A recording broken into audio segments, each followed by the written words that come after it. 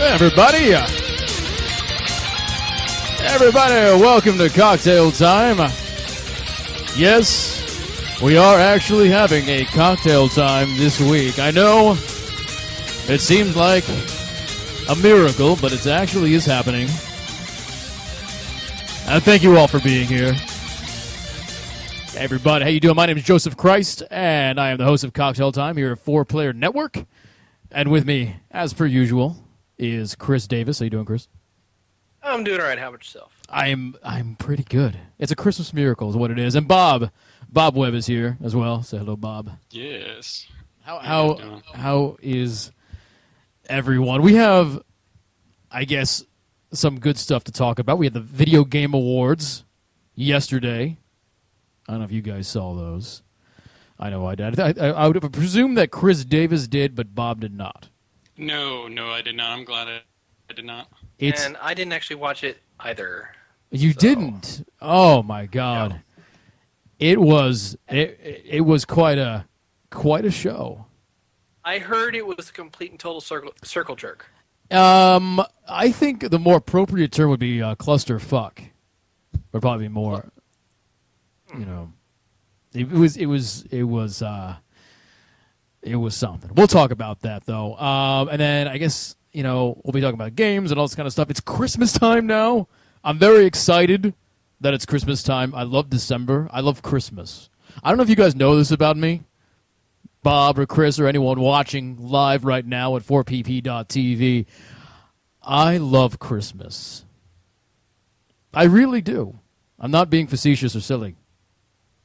I got my tree today. A treat? A tree. My tree. What do you mean treat? Oh, tree. My tree. It's very fun. It's a fucking live tree, and it went, and the Mexican people put it on the car, and we brought it home, and it was a wonderful, wonderful Christmas thing. We decorated it. I made apple cider with whatever the fuck you put in it, chives or whatever the fuck they put into it. I don't know. No. It's like cinnamon and chives or something. Cloves, coriander. That sort of thing. And we made that, and we decorated the Christmas tree, and we did the Christ Christmas, traditions. There's Christ Christmas traditions. Because every year when we're taking out the lights, I have to comment about how they're not tangled up, because I was a musician for so long, and I know how to put away instrument cords. So I know how to put away. Oh my God, the video call ended. What happened there? What? What? The video call ended, and now it wants my password. Hold on a second. Don't type a password there. I'm not going there. Now it's really big. Hold on. Where's the correct scene here? Oh what? No, that's the. What? No, I have all these. It's way back Wednesday. Just go the way back Wednesday. I know. We're doing way back Wednesday now. Hold on. Let me put my. What is my password? I think it's. No one. Why did it do that? If you in the audience were planning on. What? Drinking it long. What's that about? Difficulties during cocktail time. Now you can take a drink. I'm about to join a video call. Good, because I fucking started it before. All right. I think we're back. We're back on. That was bizarre. That was Google, everybody. Congratulations, Google. So anyway, yes, Google. So I have to comment about how the lights aren't tangled because I was a musician, or still am. I know how to put instrument cords away, so I know how to put lights away so they don't tangle up. So every year I have to comment that that's why the lights are not untangled. And then when we're taking down the Christmas tree and we're putting away the lights, I make the same comments about how they won't be tangled because I've been a musician for so long that I know how to put things away so they don't get tangled. It's Christ Christmas family tradition is what it is. You guys have Christmas traditions.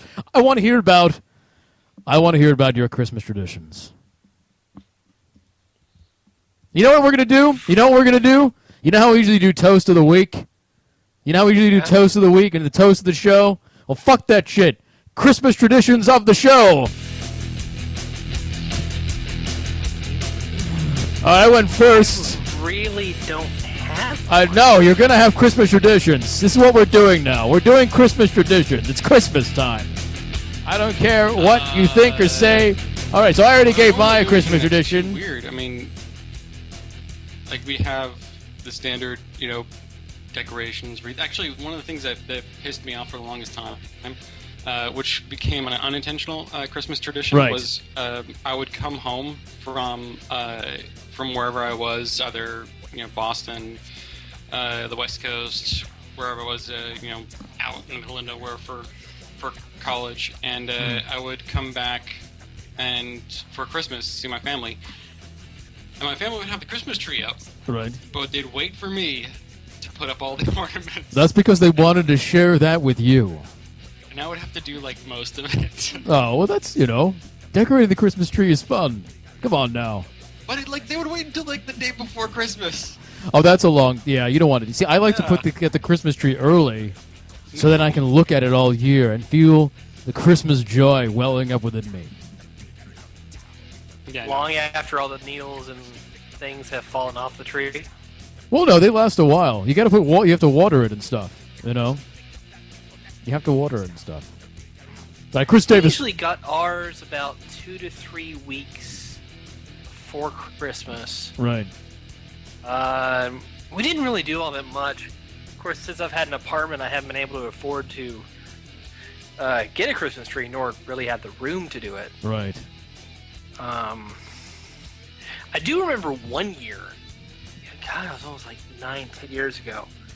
I was still in high school, and my parents decided we had just gotten a new house, and it had a large kind of atrium area. Right. It didn't have the second floor hanging over it, so a lot of open room. And my mother decided right. that we needed a tree that could accommodate that space. Mm-hmm. So we went out and we bought I believe it was a 16-foot Christmas tree. That's like a Griswold family Christmas is what that is. That's ridiculous. Oh, it was a fucking large tree. But the best part was that at the time we didn't have anything like a pickup or anything like that to transport it home. Right. And we didn't want to spend the extra $50-$60 to have it delivered to the house. So we decided to strap it, and this is great. We strapped it to my mother's 2-door Honda Accord. What? And drove it home. That's not. How is that even possible? It requires a lot of string. Driving very slow. Right. And praying to God that you don't hit a damn thing. That's amazing. Like, I'm not sure how a Honda Accord could handle a 16-foot tree like that. Like was the back of the as long as the car, so was like the back of the car like almost dragging on the road, the muffler dragging on the road almost. You kind of have to hang out the window as you're driving to actually exactly. see where you're going. There's like squirrels jumping off it as you're driving along. Abandoned ship. Fuck out.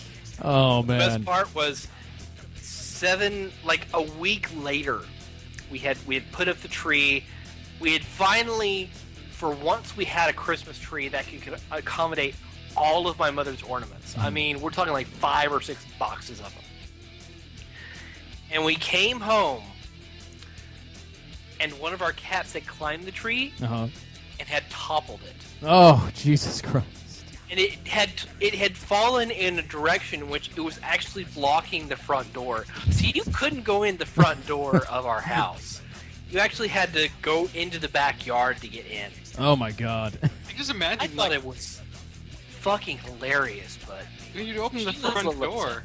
You'd open the front door and you just get all these like fucking. It's like you're entering Narnia because you have all these just trees and branches in front of you. You have no idea what the fuck's going on. You're like, why is there a forest in my living room? Right. And the best part was the cat was still in the fucking tree as we walked in, just proud of what it'd done. Wow. A little bastard. That's amazing. Oh, Brody. Yeah. Well, that's good enough for me for Christmas traditions. Let's look what we're drinking. I just have a shot of vodka, and I have a coffee with a little bit of Kahlua in it in my Scooby-Doo Jesus mug, of course. That's what I'm drinking tonight. Bob, what are you imbibing on this evening? I'm actually, it's quite appropriate. I'm having a little bit of eggnog with rum in it and some nutmeg, and also I've got some holiday cookies that I made this weekend. You made holiday cookies. Yeah, these are nice sugar cookies. They're Christmas trees. That's adorable. That is. Why are fucking holiday adorable. cookies always sugar cookies? Because they're fucking good. I mean, they're good, yeah, granted, but why are they always sugar cookies? Why can't I have holiday chocolate chip cookies? Because Holiday sugar. peanut butter cookies. You think sugar? Do you think snow and icing and ice and icicles? You know, like chocolate chip. You don't really think. You don't think Christmas. You just think lunchtime. They're easy to decorate, and also gingerbread cookies are really big during the holidays too. Gingerbread cookies, yeah. Gingerbread cookies. That's true. What are you drinking, Mr. Chris Davis? I've just got a big old thing of Dr. Pepper here. Oh, okay. I don't have anything else, unfortunately. So before we came on, you did mention you had a surprise of sorts. Well, it's. I don't mean to put you on the spot. It's not so much a surprise as a challenge to our community. Okay. Well, let's do our toast, and then we'll do that real fast. Okay. So we're toasting to Christmas traditions, and next year I expect both of you to have actual, real Christmas traditions. You have a year to think about it, and then next year you'll have to institute them. Okay. I'll probably remember after Thanksgiving next year. All right, I'll write you an email. Okay. Got it. 1, 2, 3.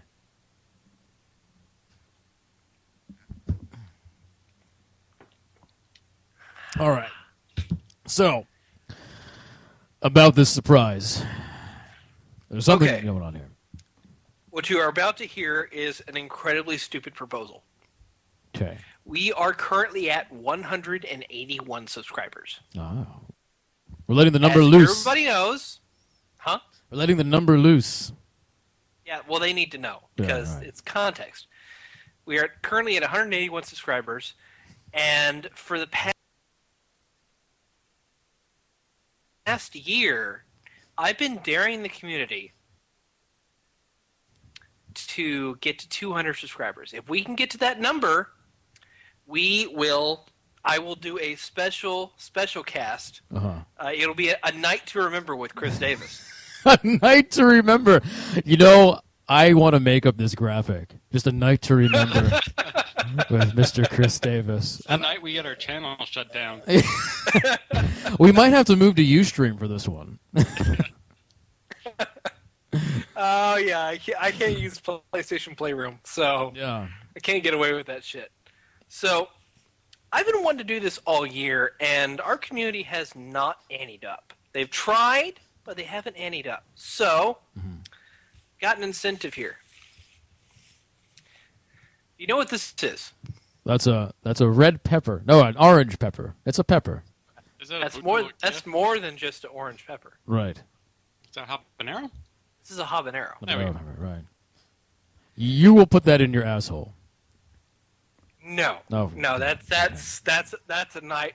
That's That's not a night. worth remembering That's a at all. night. That's a night not worth remembering. A night worth forgetting with Mr. Chris Yeah. Davis. This is a habanero pepper. Tuesday, Nolan's going to be out on the podcast, and I'm going to be sitting in for him. If we can hit 200 by Tuesday, not only will I eat this habanero pepper live on camera, I will make the rest of the cast eat habanero pepper alongside me. That's worth it. Like a How hot. is that not subscriber gold? That's a hot pepper cast, is what that is. Yes. I like that. Nick might weep. We might actually. It might be the day might be here that we see Nick actually weep. It'll also be the last podcast I'm ever on. Yeah, they will never have you on the podcast again. So who exactly would it be on the podcast? I need to know who is actually in the line of fire here. This is important. We need to know who. It would have to be Nick, Brad, and Crispy. Nick, Brad, and Crispy. Oh man, Yeah. that's Now, a. they haven't consented to this at all. So this is the But first. that doesn't mean that I'm not going to force it down their throats. Well, here's the thing. So you're saying right now that on Cocktail Time, This is the first time it's actually you're even talking about it to anybody. Mm-hmm. So nobody knows about this. I went to the grocery store this evening, right, and I bought 5 habanero peppers. So this is wonderful because what this means now the community is going to be dead set behind this. So you've basically just roped them into this, and they have no way of getting out of it because if they don't, I'm expecting the "you're fired" email any moment. If they don't do it, they will be letting down our paying community who have paid good money. And even if they don't, I still will because I'm a goddamn man. That's true. Because they aren't. It's true. You know. But in addition, yeah, I'll eat that habanero pepper. Mm-hmm. I'll try to convince them that it's actually just a sweet, juicy pepper that has no heat at all. Right. And y'all can yell at him for the rest of the podcast. Right. So when one eats one of those peppers, I'm presuming it's not a quick. It's not a quick. Already we have 4-player podcast on the feed. It's probably Brad. So we've already know. And I have to say this, Chris Davis, you've talked a lot. Yeah, Brad is now saying even bell peppers make me barf. Well, this is no bell pepper, baby. This is. I had totally bell peppers in my meal for dinner. Don't give me that. Well, the thing is, banana. here's the thing, though. Here's the thing that everyone has to keep in mind is that Mr. Chris Davis, not more than 2 or 3, 4 weeks ago, we were talking on Cocktail Time, and we were talking about Thai food. And Chris Davis was the one who was absolutely talking about he didn't like Thai food because it was too hot for him. And everybody, and then I think he talked about it again on the main 4-player podcast. Everybody gave Chris shit for not liking spicy stuff. So now what he's done is he's pretty much up the ante. Oh, we got a new subscriber, Wayward Warrior number 7, just subscribed. We are 18 away. 18 away from Hot Peppercast, 4playerpodcast.com. He's just pretty much up the ante and said, "Oh, you guys want to talk shit? I'm putting it all on the table.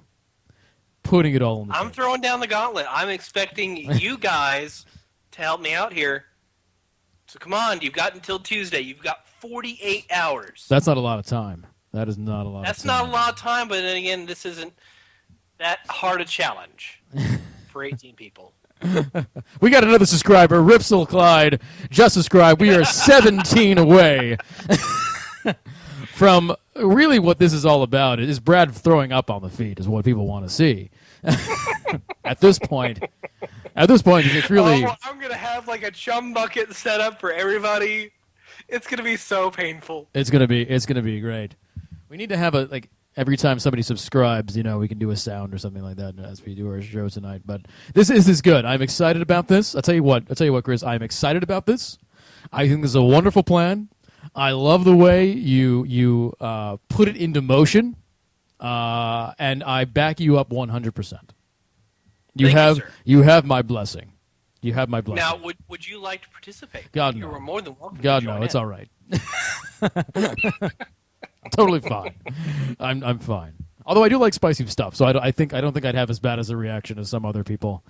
Everyone on the site has to eat one on video, or no. We got MGS2 Master 2 just subscribed. We are 16 away. See, this is not hard, people. It's not hard at all. Oh man, it's only $5. That's quality entertainment. Now, Quality Beats is about to make it 15. Here he comes, coming up from behind. Our own Jeff DeMello.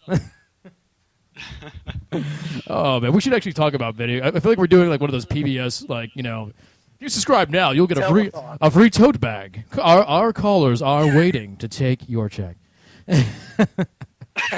Oh, I guess I could subscribe too. Actually, I guess if we're down, yeah, you could too, Bob. God damn it, Brad. Oh my God.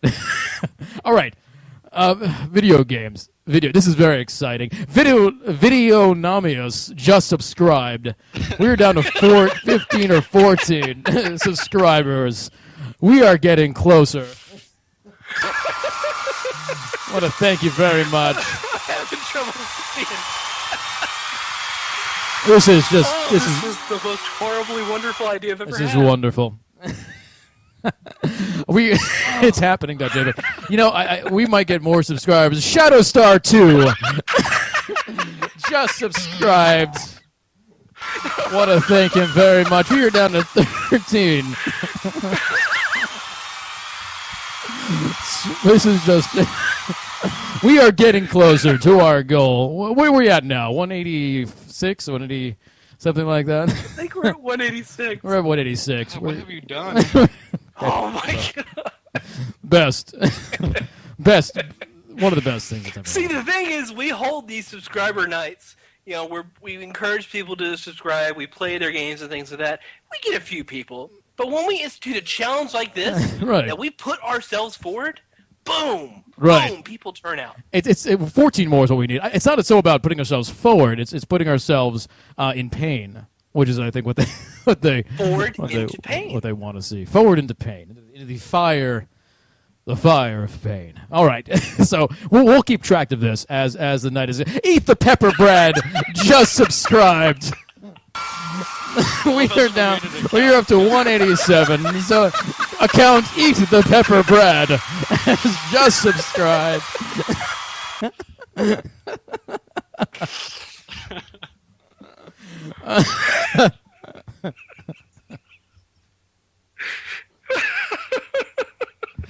This is a beautiful night here for Player Pie. Zarls 2 has just subscribed. We are now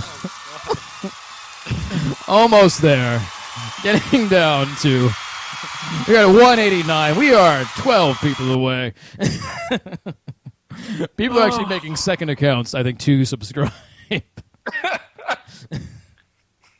don't have to subscribe just once, remember. You can make a whole new account, subscribe again if you want.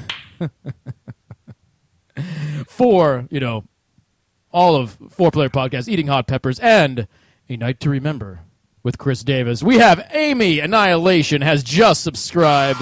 We are 11 left. Oh my goodness. We are at 11. 11 on the way. All right.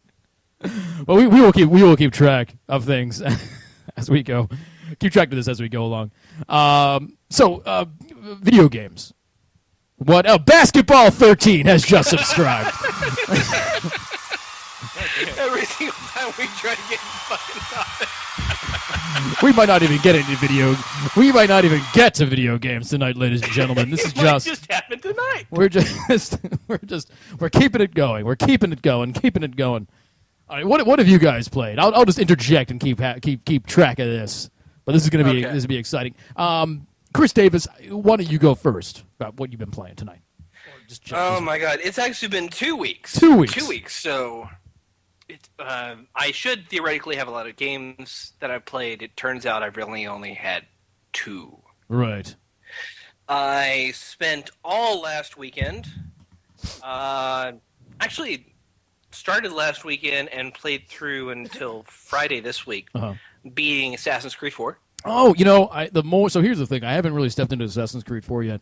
But the more I hear about it, the more I want to play it. And Gizzy0171 has just subscribed. We are at 191. We are 9 subscribers away from Hot Red Pepper, 4-Player Podcast, and A Night to Remember with Chris Davis. So I've been wanting to play more Black Flag. The more I hear about it, the more I want to play it. Someone, I think, who was it? Was it Gary Whitta or Ben Kuchera? Somebody on Twitter talked about how if you want, you can just be on your ship and sail around for hours. It's Peppergeddon, according to Spire Record. But and you can kind of sail around for hours, and that's kind of what I want to do. So I guess give me your opinion and your kind of overview and all that kind of stuff. Well, the naval combat, it feels good. Commander Jam has just subscribed. We are 192. We are I'm 8 away. I'm so looking forward to that good news, bad news email later tonight. If it actually, good news, and this will go out to Nick, and it'll say good news. we're going to hit our goal, Right. bad news. There's You a have to do something. There's a price to pay. There's always a price to pay for success, and I think we're going to have to pay it. So, oh my God. Okay, so Assassin's Creed Black Flag. Black Flag. I keep on now I'm all I'm distracted by not only the thought of what's happening and the hot pepper pain and the shirtless Chris Davis, but the thought of Brad rocking back and forth in his chair, completely, just confused and worried because he wants subscribers, but he's not sure if he wants to pay this price. He's not sure. It's good and bad. Oh, well, we're up to yeah. We only got eight away. With 8, we need 8 more subscribers before this happens. So Black Flag and Rave has just subscribed. We are 7. We are 193. Zorro69 has subscribed. We are 6 left. We're 194. This sub train won't stop, according to Megan's Food Master 2. In the next 10 minutes. This is the best telethon we've ever had. I think you overshot it with that 48 hours, considering. I was not expecting this. Palo CM has just subscribed. We are at 195. 5 more to go. Now I feel like Joe from Arrested Development. I may have made a huge mistake. You probably did. Yeah, you probably. If the did. contingency is if Brad or the other guys won't do it unless everybody does it, I will totally eat a habanero. I'm not afraid of peppers. Right. Yeah, I'll do it too. So if that's what it takes, if it's taking, it's hello Zach, is hello darkness, my old friend. If it takes all of us doing it, then we will all do it. We'll do it on cocktail time. You know what I mean? Oh yeah. So we'll make it a cocktail time. So there'll be 2. So does that mean that Chris then has to do it twice? You have to double up. It was your idea, Chris. I don't know if I can bring myself to do that because, well, I have work the next morning. Oh come on! I don't that need to be in constant pain for the rest of the night. Right. We all have work the next morning. That's the thing. We can do a special Friday night cast then. Yeah. Right. Yeah, if we do switch to Friday, maybe. Yeah. I gotta write that email because I want to do that pretty soon. Actually. So anyway, Black Flag. Okay, back on topic. Hopefully.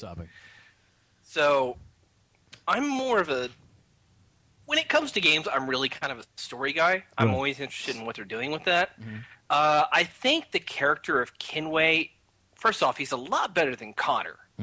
Because as Connor, he was going to have a bad ending either way. Right. It's natural history. We know what happened. Mm-hmm. But with Kinway, there's that ambiguity of that period in which you could actually have an interesting story and have potentially a good evening or a good ending. Mm-hmm. And Rorix number 1 has just subscribed. We are 4 more to go. We're at 196. We're at 196 now. Oh, sweet Jesus. So you're a story guy. So, I do like what they try to do with Kenway, but I don't... Okay, so here's the thing. He's a pirate. We know that. He's an anti-hero. He does bad things on the sea and hurts the British and the Spanish and the Portuguese navies. Big whoop. But the thing is, later in the story, he starts to get like this moral backbone, and yet you can still do pirating and do everything that goes along with that. Okay. So I don't understand where they were going with that. They kind of wrote themselves into a corner. So it sort of becomes almost like a Grand Theft Auto 4 sort of thing, where they try to make you feel bad for the main character, but he's also killing people constantly and whatnot. Yeah. It's unusual. But the story's okay. They're easily setting up for an Assassin's Creed 5.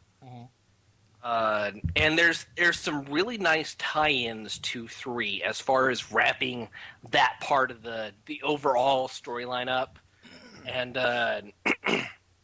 just trying to honestly, I think they're trying to make the future aspect a little bit more interesting this time around. Mm-hmm. King Ironshin has just subscribed. We are 197. 3 more. Happy Maker has just subscribed. 2 more. We are 198, ladies and gentlemen. I cannot wait to start getting on that even to remember with Chris Davis graphic. I really, I can't believe this is actually happening. I mean, this is where this I is didn't good. think people would actually buy it. The trick was just announcing it tonight without letting anyone else know. So. Yeah, that might have been part of it, yeah. Man. Oh, MGS2 Master is saying, hey, Joseph, add to the incentive, I will raffle off PSN code for Metal Gear Solid 1 and Metal Gear Solid VR once we hit 200. So there you go. We're going to be raffling off PSN codes as well. We can do that during the 4-player podcast where they're eating the hot peppers and they can try to say the code while they're in pain. That would work. Yeah, that would be good. All right. So Black Flag. Anyway, I think they're trying to make the future aspect a lot more appealing this time around, while at the same time minimizing a lot of that gameplay. Okay. So you can exit the Animus. You're an anonymous employee of Abstergo Entertainment who's making this Assassin's Creed game called Devils of the Caribbean, which takes the Animus data of Edward Kenway's life and they edit it and make it into a video game. Wait, so in the video game, you're supposed to be playing a video game? You are a guy who's working on this video game project. You're recording footage through the Animus of Edward Kenway's life, and they're going to use that data to make a distributed video game. Why? Why do they have? Yeah, why?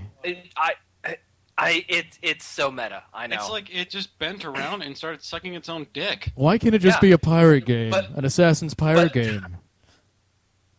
I don't know. What? Tied into that, there's also the narrative of the Templars trying to learn the location of a precursor civilization place called the Observatory, which supposedly I'm not spoiling anything here.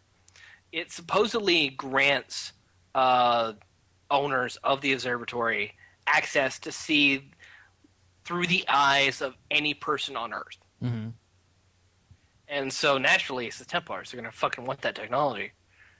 And so they're constantly harassing the developers saying, hey, we need everything you have in the observatory. Why aren't you providing us with this? And we're going as fast as we can, yada, yada, yada. It kind of makes it interesting seeing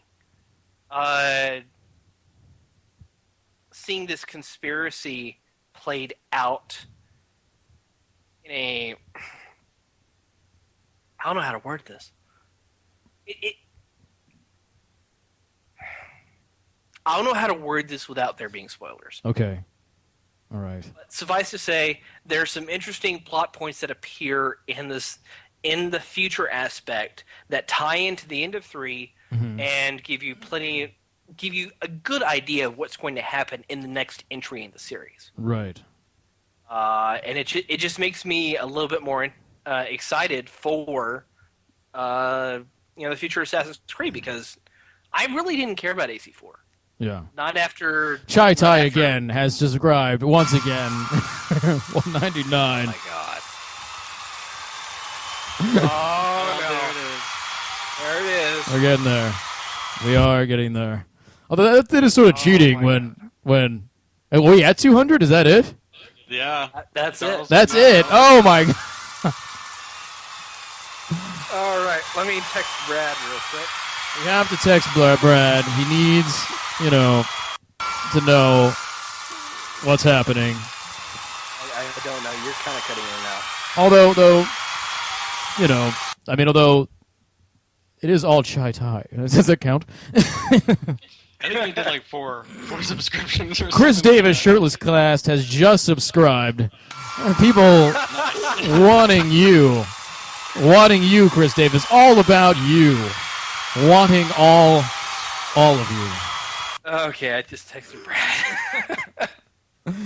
Uh, To this reply. Oh man, wonderful.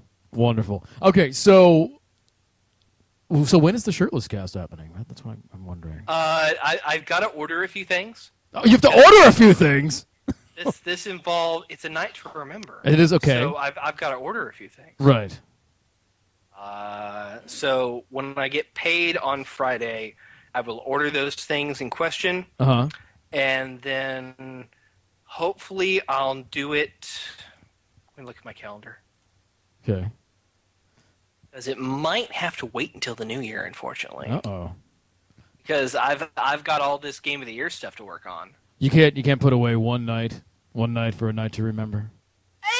It depends on when I get my stuff in and when I'm maybe on the 28th. Okay. What are you ordering? Do we get a sneak peek of at least one of the items that you'll be ordering? I'll tell you.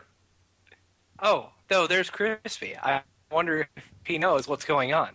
Crispy might not be aware of what is actually happening. So, Crispy, do you like spicy things? Right. We'll have to fill I him in. hope you do. To fill him in. Because Tuesday you're gonna eat a spicy thing. Hey, give me a sneak peek of one of the there things. There is you'll going to ordering. be a corncob bubble pipe. Oh, very Ooh. nice. Very nice. We're going classy. Classy. What is a night to remember? Yeah, we've got to make it because I think what I'll do, and just fucking throw it out there. Slow it up then. I think what I'll do is I'll prepare at least halfway through a delicious meal, and then I will talk sensually into chat while we drink along and play to a video game. Oh, nice. Light some Thinking candles. Light some candles. Maybe some. Get some baby oil. Rub it all over your chest. Yeah, some I don't know about baby oil. That's going a little far. some incense. Some That's incense and candles definitely is one thing. I think you need to do incense and candles. I'll definitely figure something out. 'Cause, I mean, I could get incense, but why when they can't smell it? It's the look. You can smell it, and then your pheromones will waft off of you, and they'll be able to see it in your face. The sensuality coming off of you. It'll be good. Is there any way you can order a bearskin rug by the time this happens? No, not on my budget. No. Oh man. So as long as we keep 200 subscribers up to Tuesday, right? We'd have Yeah, to keep hopefully. So we them. don't want people unsubscribing on, right now. Right, we'd have to keep them on Tuesday. We have one buffer, Yeah. and you subscribe for a whole month. So anyone who subscribed tonight is all set. So, Yeah, I think we're good. we're good. We're good to go. Good. So yes, my one problem with this Black Flag thing is like, I know we're different. I'm not sure if we're different. This I know me and Nick are different about this, but I hate Future Animus stuff. You know what I mean? Chris, it's not every Tuesday. It's just Tuesday coming up. Don't worry. But Just this Tuesday. and it seems like this new one. I just want to be a pirate. That's all. I just want to be a pirate. I don't want to do this whole like he's making a game and the game is your game and you're playing the game you're in, but you're making it in the Animus. And like how much? So my question is about that. How much does that interject its way into your gameplay when you're playing it? Can you just like play the game and forget about all that shit until the few sections where you have to do it? Yeah, it only pulls you out of the Animus to do a few things for like 20 minutes or 30 minutes max, in my opinion. Right. And that's at just a few key intervals in the main story. Other than that, you don't have to worry about that at all. Okay, well that's good. That's good. MGS Master over at 4pp.tv watching live now is saying that he'll give away a second code if we get to 220 subscribers. It could be a PSN code, Xbox code, or game code. and whatever he can get his hands on. So that'll be good. So 220 subscribers, if we get there on Tuesday, that's a second code we'll be giving away during the Made podcast. So I have Audacity. I'm sorry. But yeah, so the combat is really good, I guess you were saying. Tell me more about like just kind of sailing around on this ship. Well, first off, the wave technology they built for this game is great. It's fantastic. I mean, it does feel like a raging Caribbean Sea. Yeah, the stuff I've seen, I haven't seen it in person, but even the stuff I've seen just on streams, I mean, just, on shitty-looking streams, looked really fucking amazing. It looks really fucking good. And you're talking about on which system? I am playing on Xbox One. Okay. So next-gen stuff. Yeah. And though, from what I hear, the parity between all the major platforms, because it's on like fucking 7 platforms. See, it's on the 3DO as well. That's one of the main problems with this whole thing, is that this point of the generation is that all these developers who put out a game, they have to put it on like 5 systems at once, and it's completely kind of ridiculous. Yeah, I mean they've got to manage 5 different OSs. They've got to manage 5 different graphic systems and RAM threading shortcuts and bullshit. And I'm just making up words at this point, but the point is, they have so much to do. It's amazing that they actually put out a fucking product. Right. Yeah. I mean, hell, this is on the fucking Wii U. I mean, really? It's on the Wii U? I'm 99% certain it's on the Wii U. Oh man, I had no idea. Really? Are you sure about that? I find that hard to believe. I thought I mean, it's on everything. It's on everything. So anybody's wondering what's my favorite game of all time? It's probably Metal Gear Solid, actually. Oh, you're right. It's on Wii U.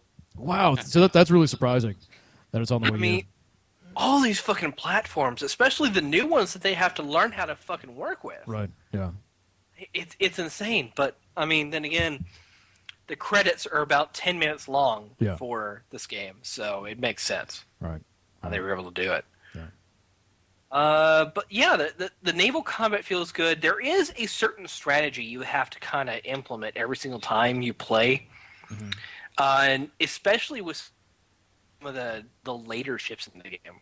Because when you're sailing in the North Caribbean, it's mainly just low-level stuff like schooners and brigs and maybe a few frigates. Mm-hmm. But it doesn't really climb very high.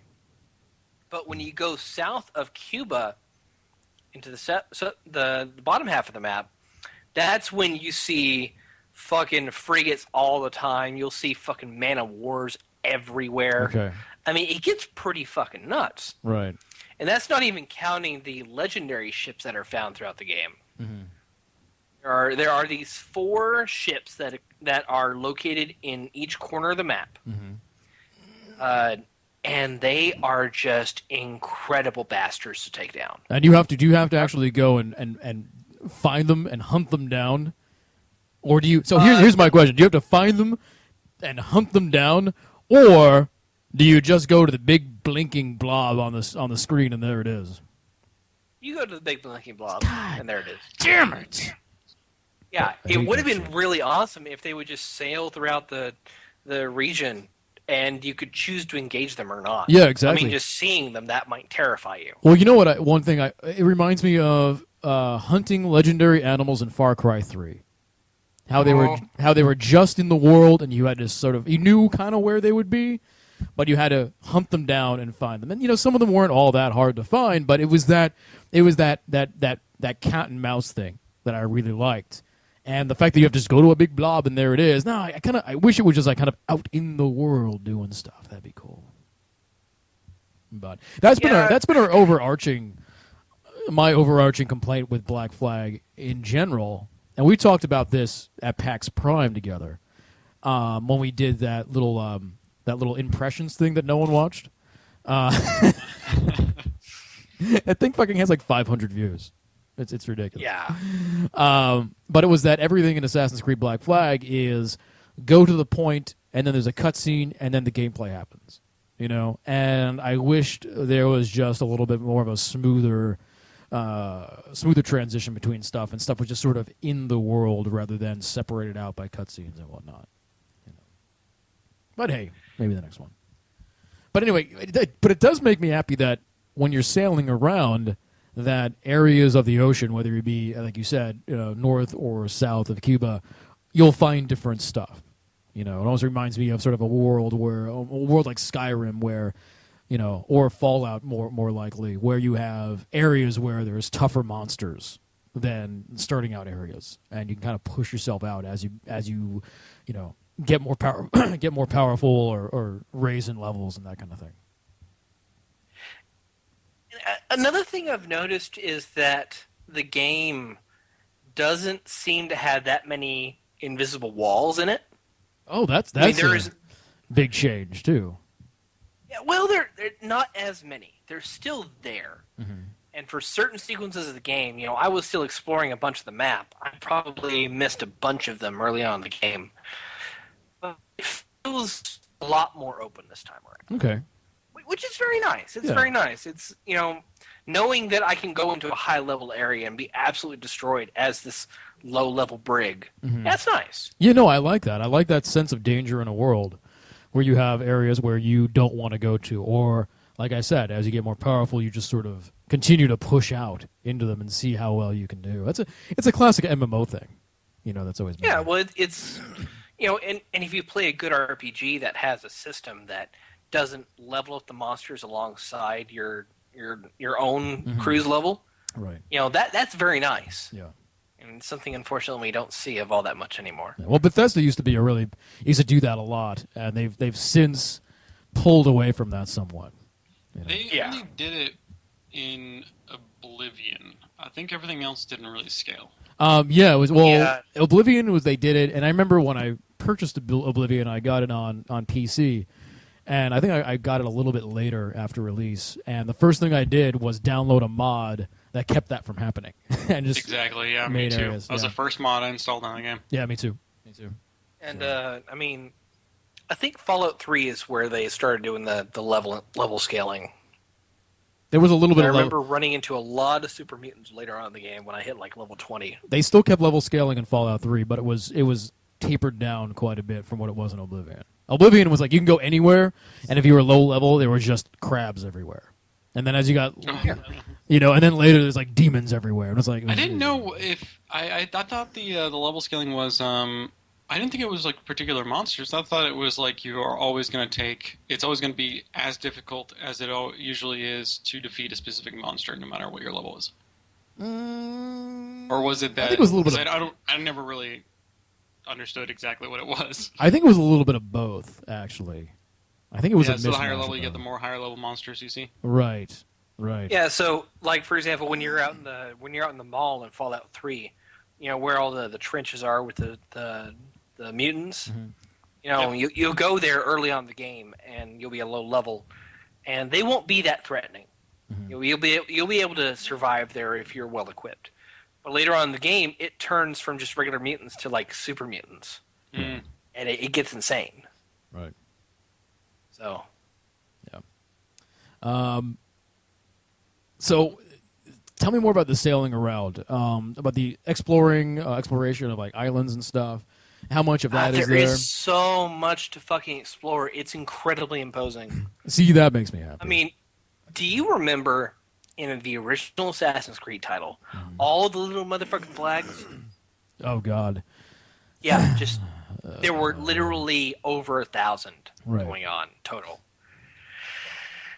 It has a very similar system this time around, but it's not just like treasure chests that you find. It's also these animus fragments that amount to a whole lot of nothing, as far as I can tell.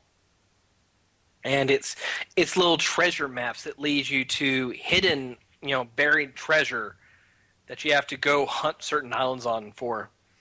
And it'll get you a nice reward, but there's still like fucking 50 of those. There's like 50 uncharted treasure chests. There's hundreds of animus fragments. I mean, it doesn't. There are so many that I don't even want to try. So, what is the benefit of finding this stuff? There doesn't seem to be any benefit. That's the thing. See, I can't that's tell if there is one. See, that's a problem. It just ties into your animus sync ratio. See, that's a in your problem. stats. Because then you lose the drive to collect that stuff if they're not tied to character development. It just becomes There were a few I actually went and I completed because they were very low count. There are these Mayan stones that you have to solve little puzzles for. And if you unlock all of them, you gain access to a chamber on a certain portion of the Yucatan, and it gives you some really fucking cool armor. Wasn't the collection in the Assassin's Creed before this, weren't the collectibles all tied to getting stuff, like getting new weapons and whatnot? What am I thinking about? I don't remember, honestly. What am I thinking But I mean, about? the collecting game, as far as getting armor, is something that's been going on since fucking Brotherhood. Oh, so it's a staple now. It's kind of funny. I'm actually thinking of Saints Row 4, where when you started doing collections or side mission stuff or whatnot, the game would tell you they would be linked to a new weapon or something like that, and the game would tell you what the prize was, so you can actually decide if you wanted to start off doing that or not. I was thinking about that. It's really convenient. Yeah, totally. So, but okay, so yeah, I mean, I do want to play it. So, Oh, I just got an email. yeah, What an email. is this? Who's this from? Oh, Zach just sent out a lovely email. Zach sent a lovely email. Yeah, it's entitled, "We've just achieved 200 subscribers in the strangest way, comma, let's use this." Okay. Some more pain. I'll read it later. He wants out. He wants more pain. More pain. Yeah, he wants this. Cool. All right. So, like I said, Anyway. Black Flag is something I still want to play. I'll probably get it eventually. The puzzles in the game are all right, but I found a puzzle in that game that I really fucking like. What was it? It's a sphere, and there's a green line that goes. It's like the fucking equator of the sphere, Right. and you have this little dot, and you have to move it along this grid, and you have to get it to land on that green line to activate it and solve the puzzle. And it's part of a hacking routine for the future stuff, but I really fucking like that. That being said, there's also the polar opposite, which is they have another hacking minigame, which is basically Frogger. A minigame that's Frogger. It's literally Frogger with just like dots and lines. Oh, so it's like a hacking game, that sort of thing? Yeah. What? And it's Okay. Frogger. It's Frogger. And I never thought Frogger would be that hard. I like Frogger. Frogger's pretty This hard. is very hard. Frogger was always hard. Are you kidding? Have you ever played Frogger in the arcade? Oh, I played Frogger. Okay. I've played more than my fair share of Frogger. Yeah. This is annoyingly hard. Right. What is it related to? TV and wake up your roommate hard. What are these like mini games related to? Are you like hacking into anime stuff or? They're all just part of the future part of the game where see. you're hacking these various computers in Abstergo Entertainment's offices. Okay. And you're learning more about what happened after 3, as well as more tie-ins to what happened in the Caribbean in the 18th century. Okay. Which it's kind of cool because they really play up that meta narrative aspect. I mean, this is Abstergo Entertainment. It's a division of Abstergo Industries. They're making a video game. I still don't understand why. I still don't understand like why they're making a video game. To make money while at the same time learning more about the past, so they can get precursor technology and use it against the world. That does not make any sense whatsoever. It's just a tool. I know, but tool. it's so convoluted. They're twisting they're twisting themselves into a pretzel at this point to keep the future part of Assassin's Creed in there. It's kind of embarrassing. embarrassing just to watch it Look, happen. the future aspect of that series, this overall narrative, is what keeps me coming back. Watching Ubisoft still trying to contort themselves to explain away the future part of Assassin's Creed is like watching a pedophile on To Catch a Predator try to explain why he's in a 13-year-old girl's house. That's what it is. That's certainly one man's perspective, but I'm just saying, the minute they make future Assassin's Creed, no Animus bullshit whatsoever, I'm gone. I'm going to go play that game and not touch any other Assassin's Creed games. I see. That's what I'm waiting for. That's exactly what I want. That's what I'm waiting for. I'm waiting for that to go away. Isn't that what they asked?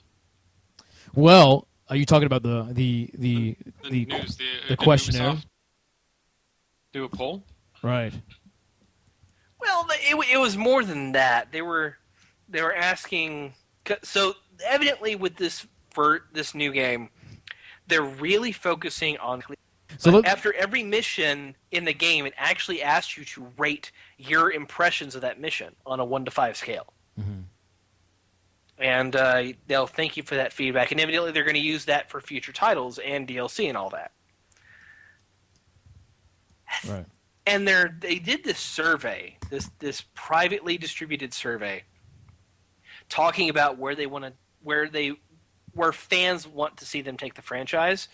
One of the options was for a more futuristic Assassin's Creed, and the other one was for a full-on non-Assassin's Creed game just about pirating. Nothing but pirates. Right. It was basically they were asking fans if they want just a pirate game offshoot. Not even Assassin's Creed, just a new IP that's a pirate game, pretty much. Yeah, and I'd probably be all for that. Oh, I think people really want that. You know, I mean, I guess I'm talking to the two big Assassin's Creed people from 4Player, you and Nick is the other one. But everyone else I speak to, or a lot of people, I would say the majority of people I speak to about Black Flag, all say the pirate stuff is great. I just think the Assassin's Creed stuff seems kind of shoehorned in, and I wish it was just, pirates. And that's what they kind of want. It does feel a little shoehorned in, and the way they handled the future aspect really plays that. Mm-hmm. But I don't see them, at least with a transition title like this, putting out that future aspect anytime soon in any grand scheme like what they were teasing with 3. Because in 3, they had you going out into the world as Desmond, as an assassin. Right. And there wasn't a HUD, there was no directions, you just had a general idea of where to go. Right. And it was linear, but it was extremely fun and cool for me. Yeah. No, I agree with that. I think the Assassin's Creed over time, the Assassin's Creed series, has gotten way too waypoint oriented. And you're right. The first Assassin's Creed, it was a little repetitious and there was issues with it, but I don't believe you had that big waypoint oriented system. You had your target, it was somewhere out there, and it was like, go find them. And that's what it was. And I think that's just a better game to play than, I have to kill this guy, let's go toward the giant glowing waypoint, there he is, kill him, go back, and that's it. Which is sort of what you've done. You have to understand, in Assassin's Creed, we've been doing much and much less assassinating over the games, to where now we're just driving around giant pirate ships. It's barely there are assassinations in the game, but again, it's the same scripted, complete a bunch of missions before you can actually go take down this guy. You know what's fucking ridiculous? I'm not sure if I talked about this at Cocktail Time a couple of weeks ago, but I was watching a stream of Assassin's Creed Black Flag, and the mission that everybody hates in Assassin's Creed games, the one where you gotta follow a guy. And you gotta follow the guy. There's so much of that. And don't let him see you. Don't let him see you. Oh, you got too close. Mission's over. Now you gotta start again. You gotta follow the guy. Now you're getting too far away. You better catch up. Oh, don't let him see you. Don't let him see you. Oh, we saw your mission over. Start again. That type of mission that everyone hates in every game imaginable, but especially hating Assassin's Creed. I saw that fucking mission. I saw that same kind of fucking mission, but with goddamn motherfucking pirate ships. You were in a pirate ship following another pirate ship. And it was like, don't let him see you. Don't let that pirate ship see your pirate ship. Oh, he saw your pirate ship. Mission failed. Start again. You know how fucking retarded that is? Several times. It's not just once. It's several times. That is so fucking retarded. It's like, do they have meetings there? Like, Bob, we need a new type of mission. And Bob's like, not you, Bob, but in general, Ubisoft Bob is like, well, you know that type of mission everybody hates where you gotta follow somebody? Yes? How about we do that, but we switch it up and we put them in pirate ships? Bob, you're getting a raise. We need outside the box thinkers like you here at Ubisoft. Very good. Pirate ships. What? They're in giant pirate ships. Why do they have that failure state? Like, why not just be like, all right, well, then you have to catch up to them, get alongside them, and then board them? Or turn into a combat situation or something. Oh, no, but you've got to follow them so they'll lead you back to this place where you need to go. But don't let them see. Go board them and find someone who's going to tell you where it is when you're caught off their toes. Don't let them see your You're giant pirates. Don't let them see your giant pirate ship. Oh, they saw your giant pirate ship. Like, pirate ships have people that look out at the top of the pirate ship and can see for miles and miles and miles and miles away. Yeah. Like, it's impossible not to be seen. Truly. I couldn't believe when I saw that. I was like, you got to be fucking shitting me. You have to be shitting me. You have to be taking my pants and then putting shit into them. Because that's what this feels like. And then making me sit in a big beanbag chair with my pants full of shit, and then you're putting encyclopedias on top of my lap to make the shit squish even more as I'm sitting in the beanbag chair. That's what that mission is like. Filling my pants full of shit, then putting me in a beanbag chair and putting encyclopedias on my lap. And making me stay there for a long time. Mm-hmm. And festering in it. Festering in it. Thank you, Ubisoft. Now I have AIDS. You gave yourself AIDS? I don't know what I'm talking about. This sounds like a good time to take a break. Might be, yeah. All right, everybody. You're watching Cocktail Time live here at 4Player Network. We'll be taking about a 5-minute break now, but we will be back to talk about more video games and the news of the past couple of weeks. Stick around. You're watching us here at 4playernetwork.com, 4pp.tv.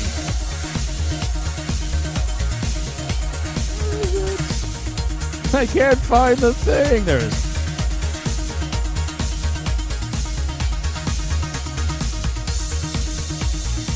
I think I figured it out. It's whenever Joseph plays music or sounds, he cuts out. Yeah, sounds right.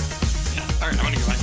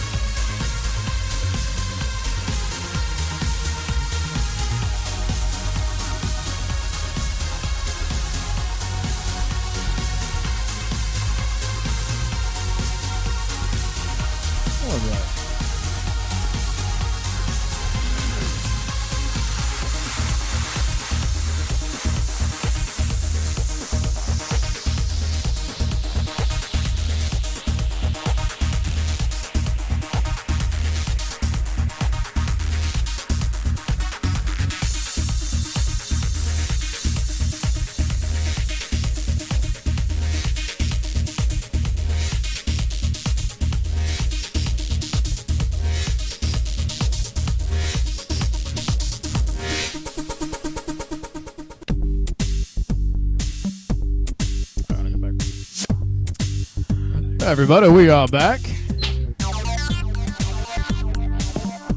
Most of us. You're watching Cocktail Time Live here at 4Player Network. You should be watching on 4pp.tv. That is our main live channel on our website. And make sure you check out our main website at 4playernetwork.com. We wanted to thank everyone who's watching us tonight, especially our subscribers, especially our new subscribers that we have tonight. Lots of new subscribers, some of which are actually repeats. Some are repeats. About our subscribers, people like Moses F26, people like Victus, people like Reborn Revolution, people like Iki Tichi Pow. I like that name. That's a great name. Iki Tichi Pow. Something like that. People who subscribe actually do help us keep the lights on and the doors open here at 4Player Network. And tonight, we actually hit 200 subscribers. And because we hit 200 subscribers, there will be two special events happening. One on Tuesday, the 4Player Podcast, main podcast. Chris Davis will be bringing habanero peppers, and the guys will be eating those during the podcast, and I suppose attempting to talk about video games through the pain. And then, sometime in the next couple of weeks, Chris Davis will be doing a special event called A Night to Remember with Chris Davis. For many, many months, we've talked about Chris Davis doing a shirtless cast when we hit 200, and we have hit 200, so that night is coming. And he's going to make it a very, very special night to remember. So keep an eye out for that. You can follow 4Player Podcast on Twitter and checking out the main website, 4playernetwork.com. But we do want to thank everybody who's watching us tonight. And if you cannot subscribe, we ask that you at least do so through our YouTube channel. It is free. Spread our stuff. Spread our word. Oh, and subscribing is actually $4.99 a month, and you can do so through Twitch. I guess I should mention that as well. But exciting things happening. There's exciting stuff. I know we say that a lot, that there's exciting things coming up. But Chris Davis, you have truly gotten the wheel turning on some exciting things. Sometimes you just have to man the fuck up and just say, hey, this is what we need to do. That's true. Doing it. That's true. Also, MGS2 Master is going to be providing some codes that we'll be giving away probably on Tuesday. I think one of them was for Metal Gear Solid and Metal Gear Solid VR missions. And I think if we do hit 220 subscribers, we'll be giving away another code as well. So if you're still out there... Metal Gear Solid VR missions, one of my favorite games. Really? So good. Yeah. So good. Right. Fatal Frame, you'd have to look through Twitch. I'm not sure if we accept PayPal for subscribers. If you do just want to donate without subscribing. Yeah. If you just want to donate without subscribing, you can donate. Yeah, sorry. Yeah, you can donate on the front page. We do have a PayPal account set up, and you can see our donate area on the front page at 4playernetwork.com. So, the Urban Hitman is saying, Chris Davis has inspired a generation. You have, Chris Davis. You have, I do what I can for the people. It's true. All right. Other games. What else are we playing? No. Twitch does accept PayPal. Oh, Twitch accepts PayPal. That's good. Yeah. That's good. Chris, have you done anything else? The only other game I've been playing is Battlefield 4. Yeah. And my review of that, I've been fucking delaying it. I've got the script going, everything's set for that. I just gotta fucking record my lines and make the video. Right. You're just waiting for them to patch it and fix it, right? Yeah, right. It would be a lie if I said no. You already scored it a 9, so now you have to put out your review when the game's actually fixed. Is what you know? Let me tell you Go ahead. Go ahead. I was going to say one of my favorite parts of this whole debacle is the fact that big websites, places like Polygon and whatnot, went to a special review event to play Battlefield 4 put on by EA, and then put out the review and gave it like an 8.75 or 8.7 or whatnot. And then when the game actually was released to the public and turned out to be a festering piece of shit, technically, they had to go back, and now they're trying to cover their ass, and they lowered the score all the way down to a 4 out of 10, basically. Yeah, which is that's bullshit in my opinion. Lowering the score, or when you put, I'm sorry, but you shouldn't base your review off a review event like that. I agree. It's highly controlled. It's not what people are going to experience 99% of the time. I know. I agree. I agree. And yes, they do have a history of updating their reviews, but the fact is, I think that you shouldn't go to review events. Fuck it. You should not go to review events. You should review a game in its state. Yeah, it should be its natural state. You in your living room playing the fucking game. That's simple. You might not be the first one to get your review out, but I think it's just bad. I think it's just bad journalistic practices, personally. And to update your score like that and knock it down so far, right. That isn't. In doing that, you're not knocking down the score based on the mechanics and how the game works. You're knocking it down because it crashes on you. Yeah. I can understand that. PC gamers, we get that all the time. Yeah. This is a bad. DICE has had a really bad time with Battlefield 4, and this game shouldn't have come out on October 29th. It shouldn't have. It should be coming out any time right now. Right.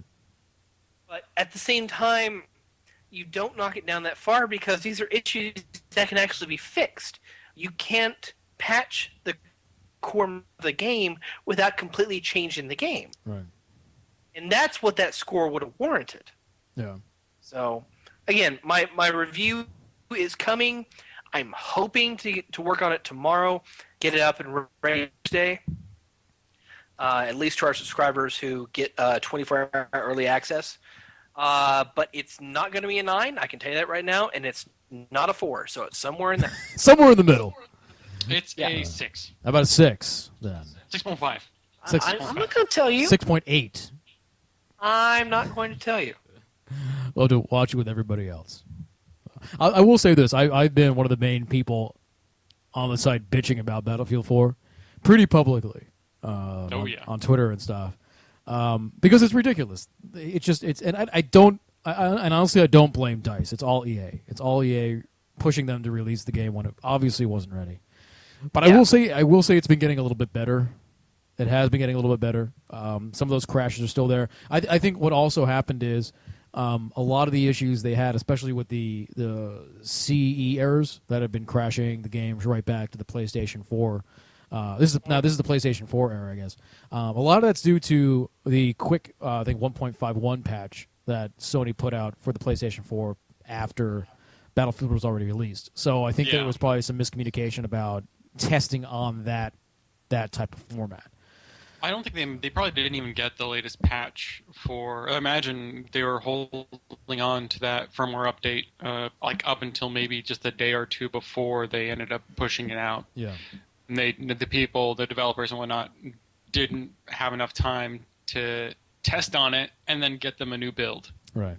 And that takes a lot of time. I know people say like, "Oh, was there no QA test for this?" Or, do they even have a QA department? They have a QA department. They ran into all the bugs that you did. It's just they probably didn't have time to fix it.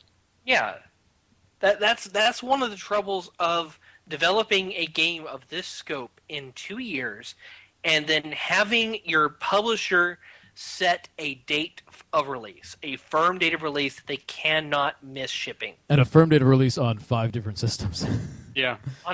Yeah, I mean, it's such bullshit for EA to not have expected this. Oh, especially when you're splitting that fucking developer up on 3 different fucking projects at the same time. I'm pretty positive EA expected it.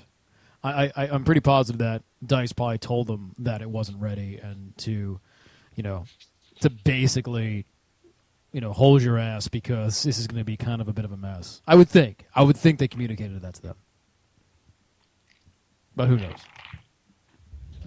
I don't know. There was probably a progress meeting leading up to E3, which they had to have a release date, but they said, it's not going to work. We're going to have a bunch of bugs. We'll fix it post-launch, but it's not going to be the best thing.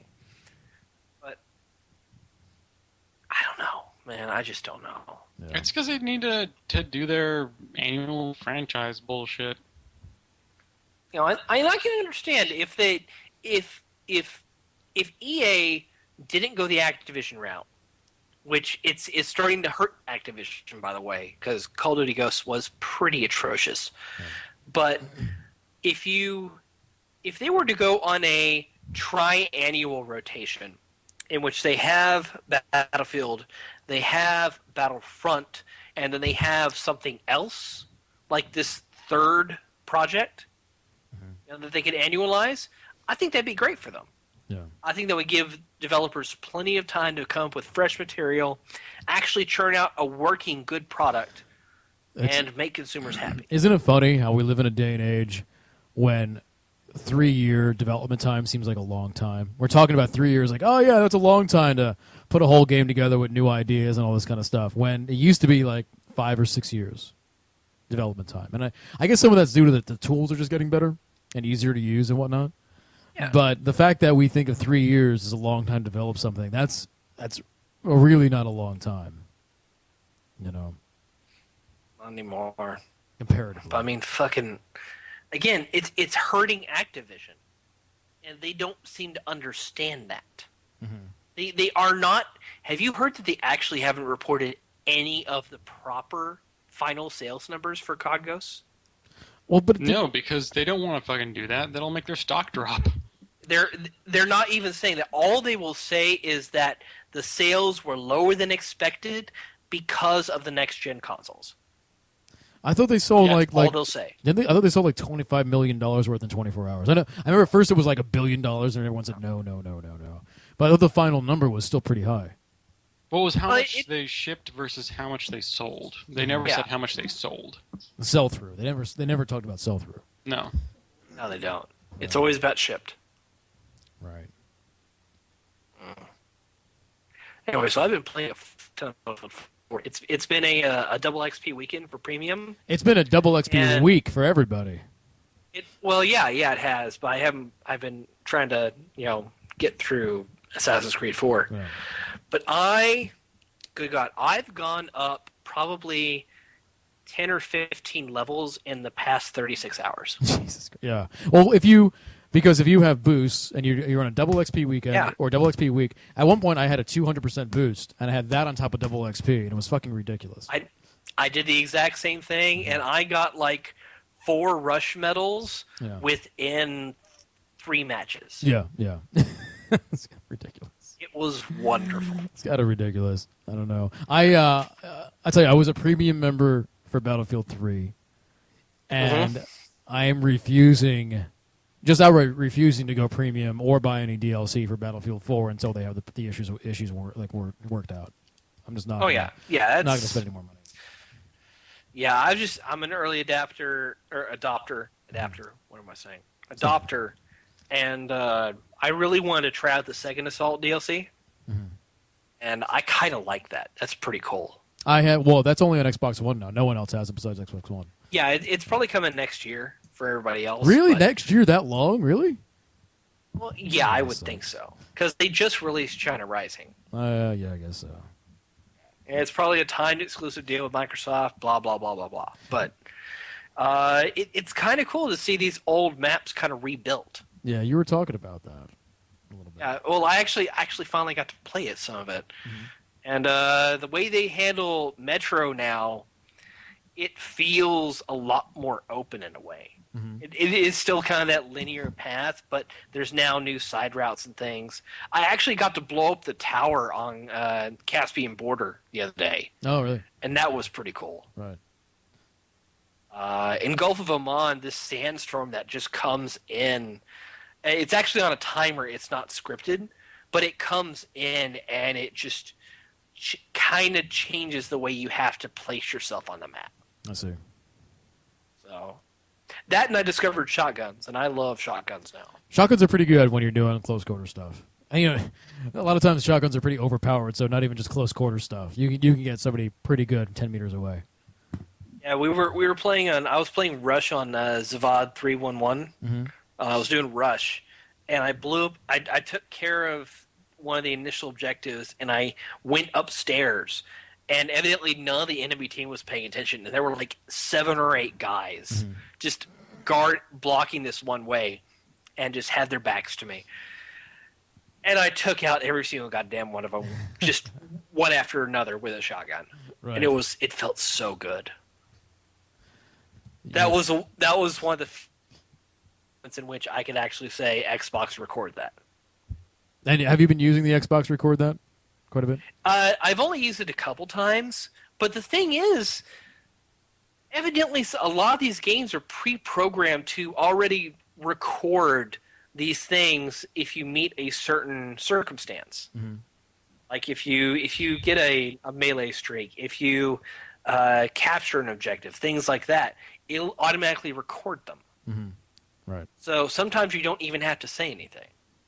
It pops up on screen.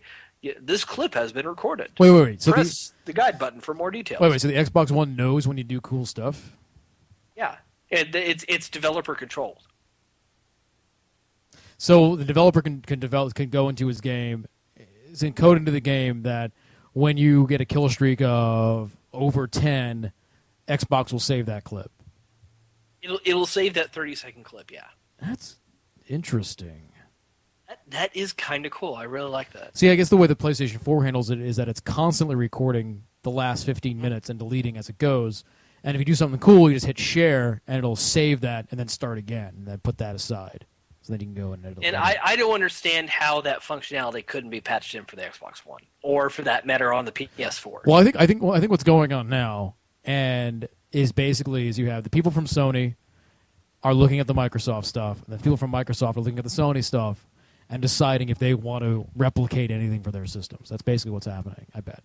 And there will be a huge spring patch that will bring a lot more parity between the two systems. Yeah, no, definitely. And I was actually, personally, I was kind of hoping that during the Video Game Awards last night that Sony would have made some announcements about some expanded, PlayStation 4 functionality, because they're actually doing a patch on PSN tonight or tomorrow, or tonight into tomorrow, that's supposed to enhance some functionality. And he said one of the things that's in there is, connecting more devices. But then there was some sort of unsaid expansions on it they haven't talked about. And I was kind of hoping that last night they would have talked about that a little bit. But, Self-Torment saying Joseph wants that PS4. From what I understand, they actually completely skipped out on the VG awards. Yeah, they. I mean, at least not for the PlayStation 4 specifically. They had no console. They had no real console announcements or anything. So. Yeah, and then Nintendo had Reggie come out, and it was supposed to be a new look at a previously announced Wii U game. And everybody was hoping like, oh, it's going to be a new Zelda. Oh, it's going to be Smash Brothers. We're going to see this. It was fucking Donkey Kong, and it was Cranky Kong. First of all, I'm surprised Reggie flew out for that kind of thing. I mean, I don't think that was necessary. Second of all, I think what we can't do. We cannot have the what is Nintendo doing conversation again, because we've done it so many times. So many times. I just want to let everybody know and remind everybody that Nintendo is the company that made Contra a household name. That's all I'm going to say. Many, many moons ago. Was it? Yes. I mean, it came out on the NES, but God, what was the fucking developer? Was it Konami? Contra? I think it was Konami. It's Konami. Was it? Yeah, it was Konami. And it was in the arcades and stuff, but it was Contra on Nintendo on the NES. Is what Yeah, it was Konami. So yeah, that was one of the few cooperative games that I had on the NES, and I played that so much with my twin brother. Yes, so many. It was the only game we wouldn't kill each other to play against each other. That and Ikari Warriors. Yeah. So I actually played a shit ton of the side-scrolling shooters like Twin Eagle and Captain Skyhawk. I don't know if you can remember that one. Mm-hmm. I mean, that was my thing back in the day. But I'll tell you, I mean, Nintendo is a niche market. Wii U is especially niche, but they're making up for it on their handhelds, and they're doing really well with their handheld business. So, when we talk about consoles and next-gen consoles and stuff, we really almost have to talk about Nintendo as a separate entity than, things like the PS4 or the Xbox One or even like the Steam Box and stuff. Yeah, they're kind of in their own space. They're just in their own space, and that's just how it goes. And I think it shouldn't be. That's the problem. Well, they just changed. They just changed, and I honestly, I almost feel like they might be comfortable there. I remember when E3 3 or 4 years ago, and it was they were going to announce the Wii U. They were going to talk about their next gen consoles. Before we even knew the fuck they were doing. And I forget if I said it or if Brad said it or if we both said it. But we were talking about how what Nintendo needed to do to get them out of their hole at the time, coming away from the Wii, sort of putting themselves out there with the Xboxes and the Sonys and whatnot, was to announce a new console, a powerful console, and announce like a game like Grand Theft Auto as an exclusive, or at least a timed exclusive, and that would have bam, put them back in, with the giant players like that. And remember the big thing they did about having exclusivity for GTA Chinatown Wars? Yeah, for their 3DS. Yeah. That was a huge fucking deal. Yeah. And that sold them a lot of DSs. Yeah, it did. It did. But that would have been amazing. But instead they announced the Wii U, and we all left confused, and we didn't know what the fuck they were talking about. So that was that year. But anyway, how do we get on Nintendo? What were we talking about? Oh, we were talking about the VGA Wars. That's right. So yeah, maybe someone out there was into the Donkey Kong thing and the whatever they announced. I'm sure it'll be a fun game, but it's retro. They have an extraordinary back history. They've made great games. Right. Why are they doing Donkey Kong again? People like Donkey Kong, right? Don't people like Donkey Kong? Yeah, it's just fine. Donkey Kong is good. It's perfectly good within its own right. However, this is a very talented developer. Right. Let's let them make their own new IP. Let's make them take on a classic IP that hasn't been adopted. What? Nintendo doesn't make new IPs. What are you talking about? Oh, stupid! They don't make new IPs. They make Mario. They make Mario games, and I guess that's it. Do you know how awesome it would be if Retro did a Star Fox game? Yeah, that would be awesome. That would be incredibly awesome. If anyone made a Star Fox game, it'd be awesome. But it's not going to happen. Why don't you go ask Hideki Kami if he wants to make a Star Fox game? He will ban your ass so fast. I'm really hesitant to. I got an idea. Why don't they make a Star Fox game where it's like Star Fox and then you have to hunt down aliens and it's like Star Fox Prey 2. You have just as much of a chance of getting Star Fox Prey 2. Oh man, you can have a totally awesome where you have the squadron and then one of your guys turns rogue. Uh-huh. And it turns out it's Slippy and you can't find him. He's giving you the slip. Oh. It's a kind of a Prey 2 type where you have to hunt him down and find out where he's hiding, and it's Assassin's Creed. Then you find out with spaceships. Then you find out he lands on Mars, and then it's Doom Fox Prey 2. Then you have your Doom 4 game too, Chris. With with Carmack, who's not even working for id Software anymore. How do you feel about that? Huh? How do you feel about that? I'm okay with it. Huh? Yeah. I'm okay with it. Sure, you're okay. You know how much he contributes to these actual projects. He's the technology guy. He's not the gameplay and story guy. I know. I'm just giving you shit. No, you are. But let me tell you something. You're trying. Let me tell you something. I watched the Video Game Awards. I actually watched half of it.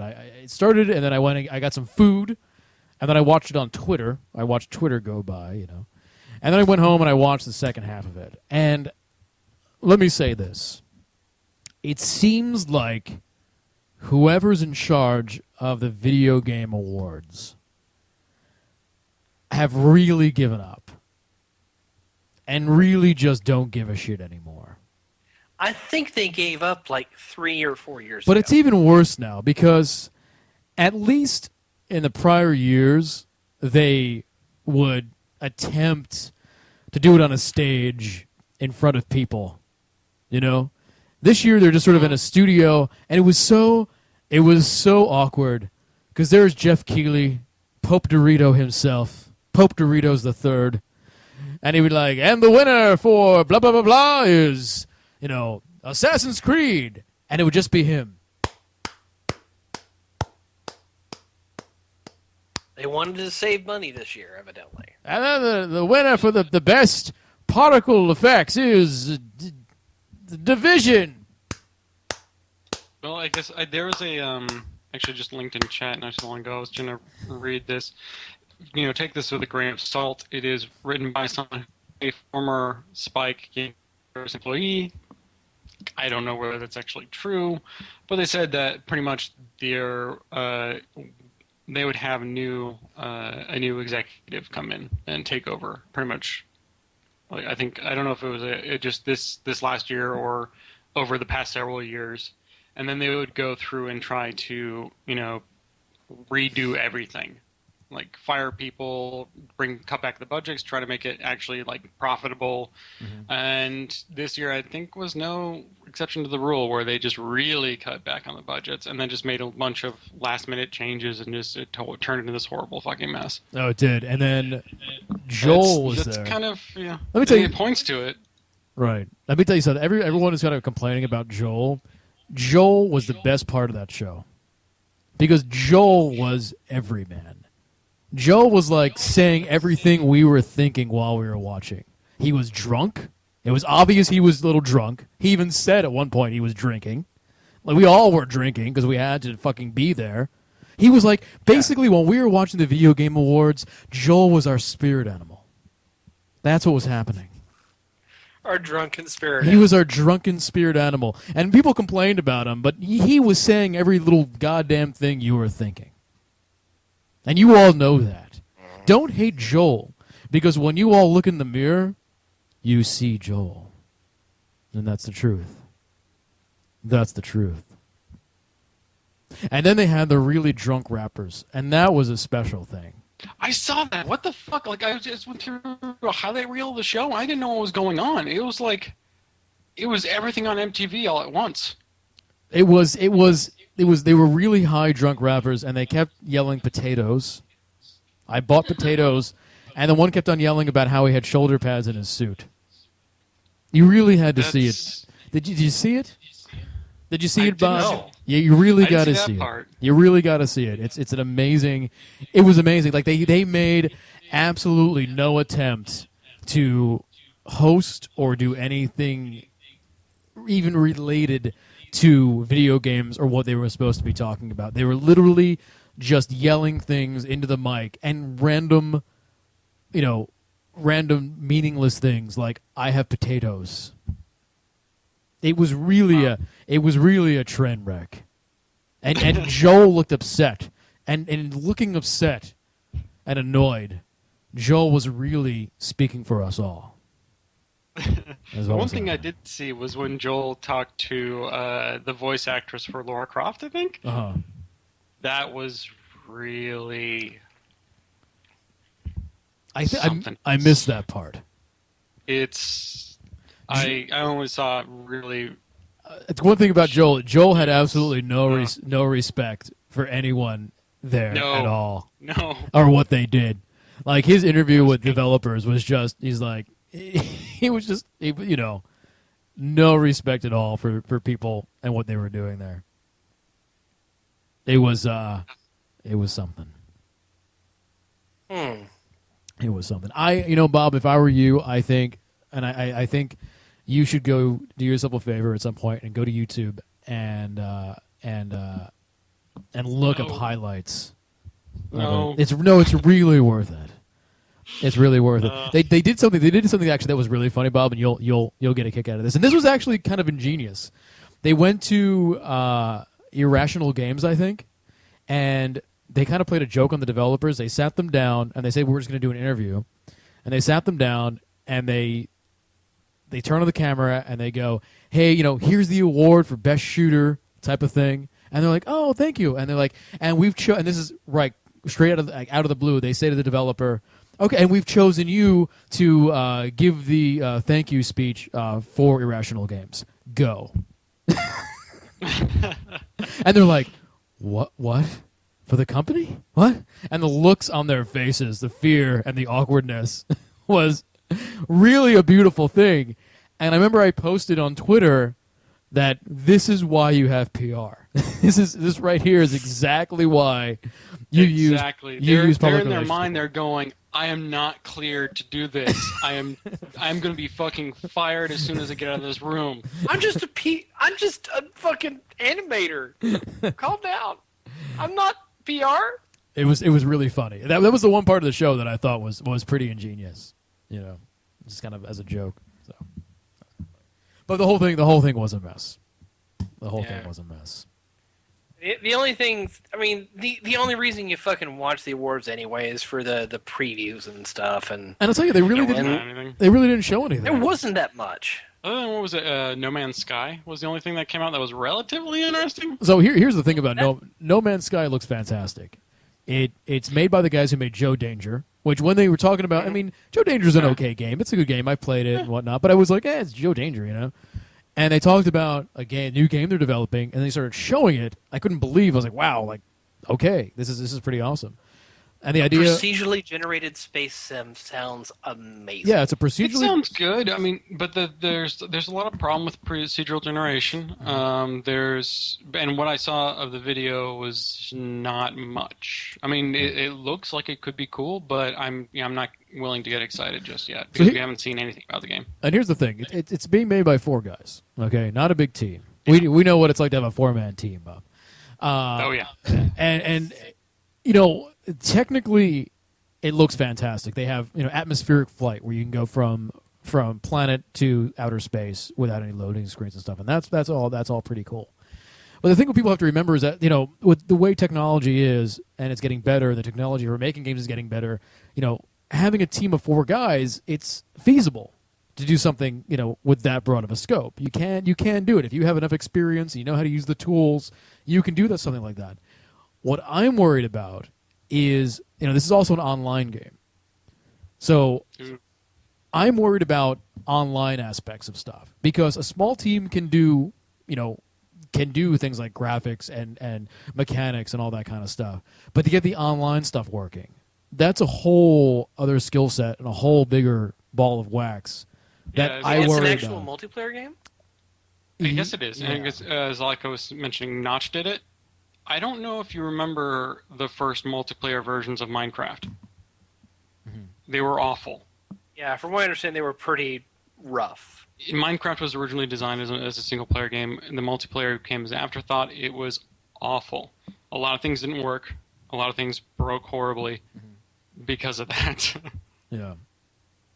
And, I think about, whenever I think about messing up online portions of otherwise good games, the first game I think about is Twisted Metal, actually, which I still get sad about because Twisted Metal for the PS3 is a fantastic game, but it was plagued with online and multiplayer problems from the very beginning, and I believe that played a major part in that game not getting as big as it should have because people just gave up on it. The big problem with multiplayer is that it's incredibly unpredictable and really hard to test. Yes, yeah. It's incredibly difficult to test. Because if you go, all right, we're going to have 20 people come into the studio, we're going to have 20 consoles hooked up, and we're all going to play this game on a local dev server. And that's a very specific scenario. That's a very controlled environment. Everybody has low latency. There's very little packet loss. You're all on a console. You're all on a hardware that's probably not going to be your finalized system as for your server. Like your server could be hosted in some cloud somewhere on something else. You don't know what's the respawn rate, like whether they're going to be able to balance all these connections, like whether you're going to be able to handle packet loss at a large degree. Like it's really difficult to test until you get out in the field. Right. Yeah. No, exactly. Yeah, you almost need to do like at least with PC, you can open up to like alphas and shit and have people play it and then be like, hey, shit, this shit's broken before you actually launch. But still, that leaves a sour taste in people's mouths. Even alphas are before when you buy it and be able to play it before it actually launches. That's still, it's like an early review of the game. Yeah, yeah. So I mean, I worry about those aspects of it, and plus it does seem like the game's pretty early. But I mean, honestly, even though I have my worries about it, it was probably the best thing that was shown at the Video Game Awards. I think anyway. I'm excited to see what they do with it. Yeah. But I'm also apprehensive. Yeah. No, I'm kind of just because I know how difficult that shit is. Yeah, exactly. I'm kind of the same. Yeah. So anyway, before we get into news, I was, speaking of like online problems, crashing and burning a game, as MGS2 Master said, or somebody said that about Twisted Metal. With the online problems that plagued this title from the beginning, and now with the next gen systems coming out, what the fuck is happening to Grand Theft Auto Online? Is anybody still playing it? Like, think about this for a second. Like, everyone's, like, for many, many years, everyone's like, I want a Grand Theft Auto open world multiplayer experience. And it finally came out, and it was fucked up, and it drove a lot of people away. And then the next gen systems hit. It's not on next gen. And what the fuck? Like, is it just dead in the water? I mean, Chai Tai is watching us live at 4pp.tv, and he's saying, he says he thinks it's just full of griefers now. Like, I wouldn't be surprised. I mean, I would imagine if they had a big boom, the first couple of weeks it came out, people tried it, found out they didn't really want a massively multiplayer GTA, and then just left. And it's Mountain Dew M is saying it still doesn't even have heists either, like the big thing it was supposed to have. I mean, it kind of amazes me. Like, wow, like it just talk about crash and burn. I mean, Grand Theft Auto, just a flash in the pan. Yeah, it's just kind of amazing to me, like what that could have been. When we first saw that first, the very first trailer for Grand Theft Auto Online, and we were like, oh my god, this is going to be amazing. And then it turned out to be kind of really fucking broken. And now it's just whatever. And Chai Tai saying he still hasn't got his 500. It's not only broken, but again, that formula doesn't really translate to multiplayer all that well. Right. It's not really that compelling to spend all this time in the game. Yeah. Right. I mean, it's fun to be one dick in a world. But when you have 30 dicks in a world, it fucking sucks. It becomes too much of a sausage fest. A sausage party, yeah. No one wants a sausage party. It's just there's a dick saturation point. Yeah, that's true. And it's very quick when you hit that point. They hit dick saturation, and no one wants to be part of it. No. Man, yeah. I was just thinking about that this weekend, about how Grand Theft Auto Online just sort of kind of fucked itself, and it amazes me how quick and how fast that came and went. I mean, and that game was set up. That game was set up for a long term, like people buying real money and buying things in the world, and they set that up as a long term, almost MMO type of situation. Yeah. And it didn't catch on at all. It was just gone. So it just kind of amazes me. Well, I wonder what the current online numbers are anyway. I don't know. I don't know. I mean, Let me pull up Major Nelson. Rockstar traditionally doesn't really talk to people that much. They're not. I don't think I've known Rockstar to ever be especially forthright with things about internal numbers or even communicating things. Well, according to Major Nelson, as of for the week of November the 25th, GTA 5 is the most played title. Really? It's actually beating out Call of Duty Ghosts. See, maybe I'm wrong. Maybe I'm just fucking wrong. I'm sure there's a shit ton of people playing. It's just they're not playing online. Okay, so this is not Grand Theft Auto Online. This is just Grand Theft Auto 5. Well, yeah, it just says GTA 5, but I don't think they have a separate distinction for GTAO. Okay, I'm wondering about GTAO. That's what. Yeah, I don't think they have a separate distinction. Probably not.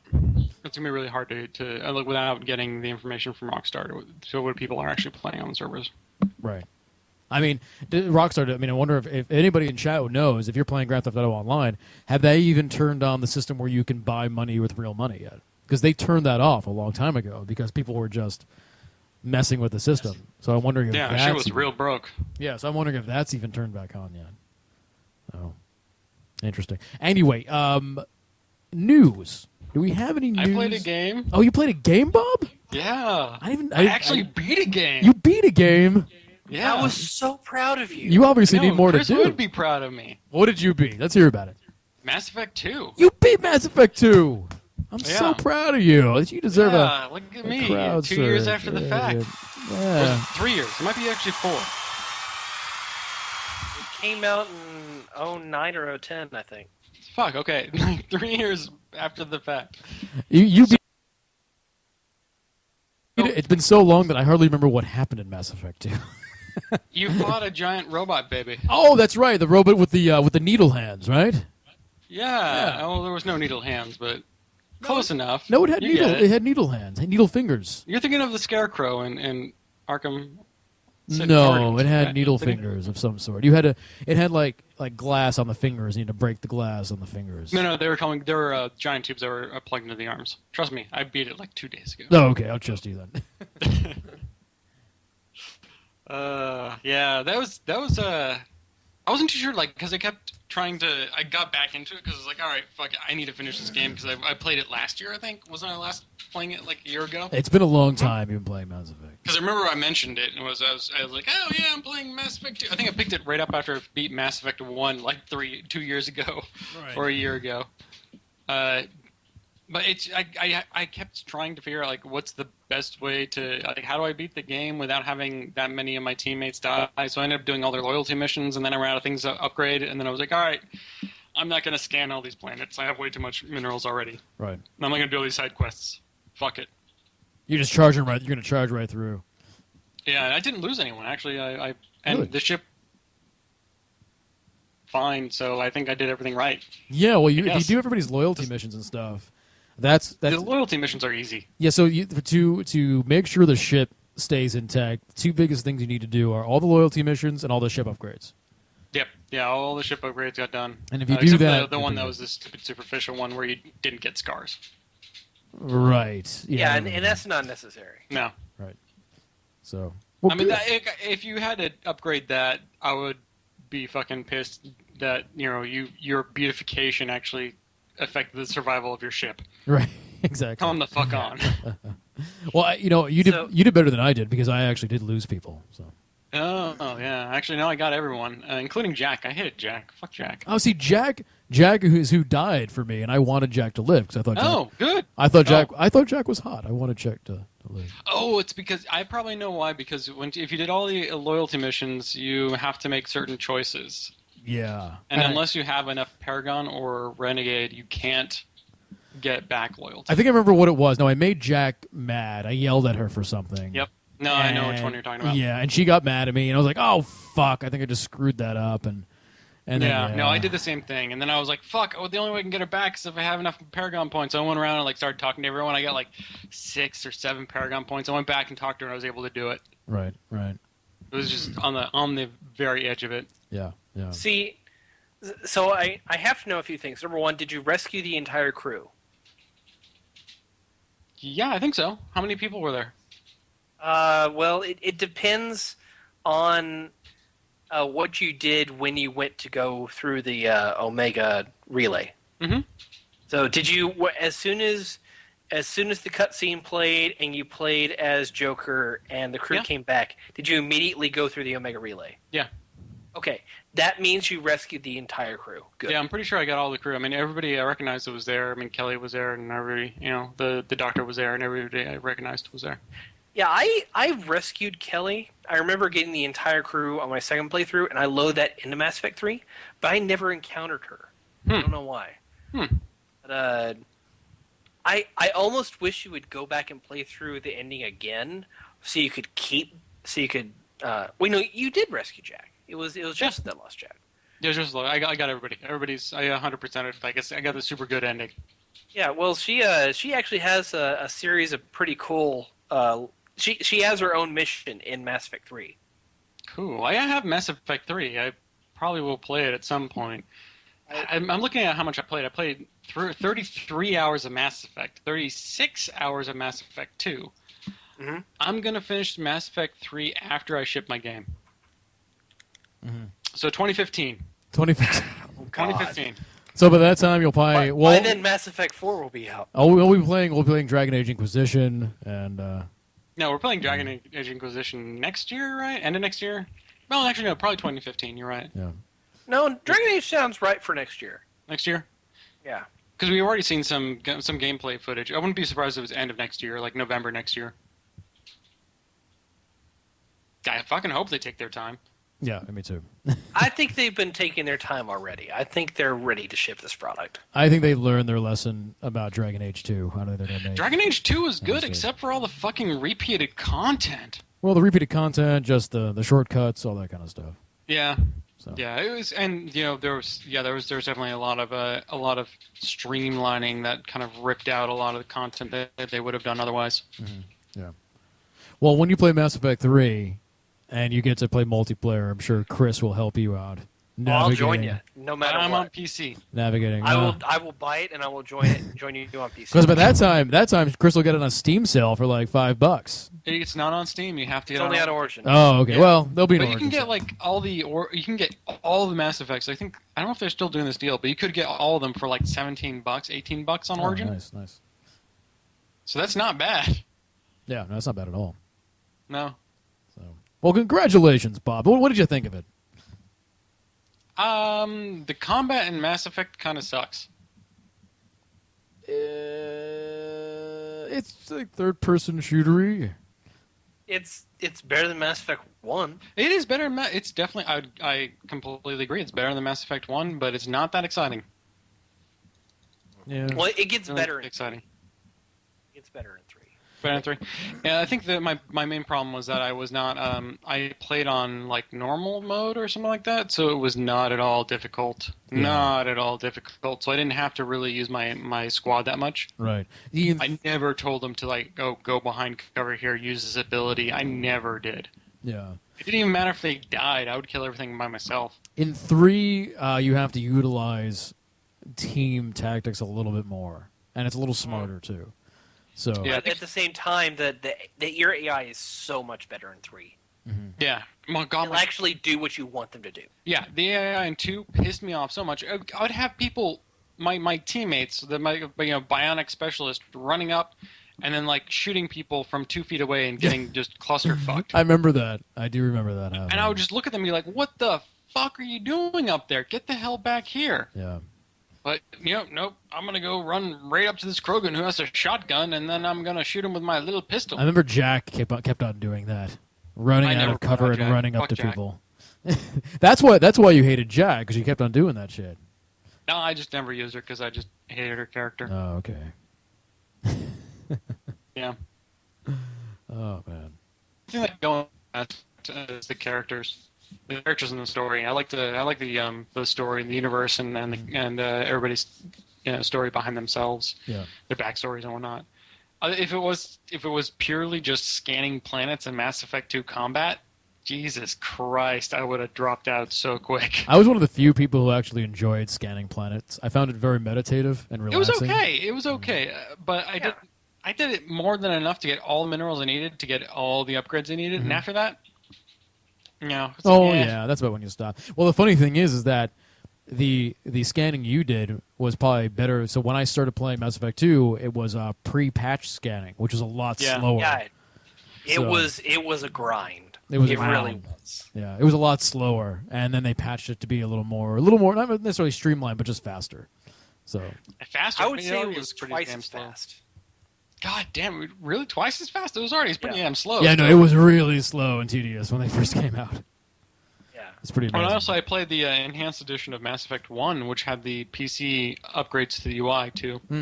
You- Pretty much why I've been tailing behind these games by 4 to 5 years. Right. I actually still never. Understandable. I still haven't finished Mass Effect 1. I never finished Mass Effect 1. It ends pretty well. Yeah. Yeah. The ending on it is pretty good. That's why I jumped right into 2. 2 is kind of I mean, obviously, like, I know what happens in 3, so the ending was very obvious to me. Right. But, Yeah. Well, I'm glad you enjoyed it. I'm glad you got some gaming in. Yeah. Other than that, it was just I had nothing else. I've just been purely working on our game. Yeah. That's kind of what I spent a lot of time doing, too, especially this weekend and stuff. Sleeping over animations, trying to export them correctly. I finally finished a bunch of animations yesterday. I sent them to Bob in the afternoon, but Bob was out playing paintball till the evening. Yep. And so I go out, and I'm at a show in downtown Seattle, and then I see Bob tweet, and he gets to me saying, "Oh, there's issues with the animations, and they're just not working in Unity." So I spent like the first hour and a half at the show just texting back and forth with Bob and emailing with Bob on my phone, trying to look up things on my phone of what the issue might be and going back and forth and stuff like that. And then I left the show at 11:30, walked home, and then at midnight sat back down at my computer and tried out some more things and sent some more stuff to Bob at like 12:30, 1 o'clock in the morning or something like that. And then this morning got up and stuff still wasn't working out, and then we finally figured out what the process needed to be and the issue and stuff. And we got that settled, like, I don't know, it was like 11:30 or something like that this morning. Yeah, 10:30, 11 Something o'clock, like yeah. that. So, yeah. That's dedication. I know what you got to do. Yeah. It's exciting though. But I mean, so I guess we can let everybody know we're on track to submit the game we've been working on to the Indie Mega Booth at PAX East either tonight or tomorrow. Tomorrow, right? Oh, tonight or tomorrow. I think Tara was reviewing some of the. She finished reviewing all the documentation we're going to be sending off to them. So Right. I'll probably just look over it once more and probably send it off maybe tonight or tomorrow at some point. I don't know. I'm terrified. You have to. It's interesting because it's like it's done, quote unquote, but we could spend another month or more just doing this, getting this demo done. Yeah, we don't have a month. We have a week. I know, but it's like you have to think. You have to like find that point, that stopping point when you're like, okay, this is it. This is what we're sending. This is it. You know what I mean? Like the work. I think we're there. I think how people. It's like even with like AAA gaming, I know everything's sort of scheduled out and whatnot, but when you're making a game, it seems like it's like any type of artistic process to where it could never be done. You can just work on these things forever, and you eventually have to come to a realization to where, okay, this is our stopping point. This is the end game. This is where we're going to release this onto the masses or Indie Mega Booth or whatnot. And I think like Monaco is a good example of that. Like for years and years and years, it was always at these conventions, and everyone was like, "Well, this is great, just release it." And they're like, "No, it's not done. We need this. We need this. We need this." An example is like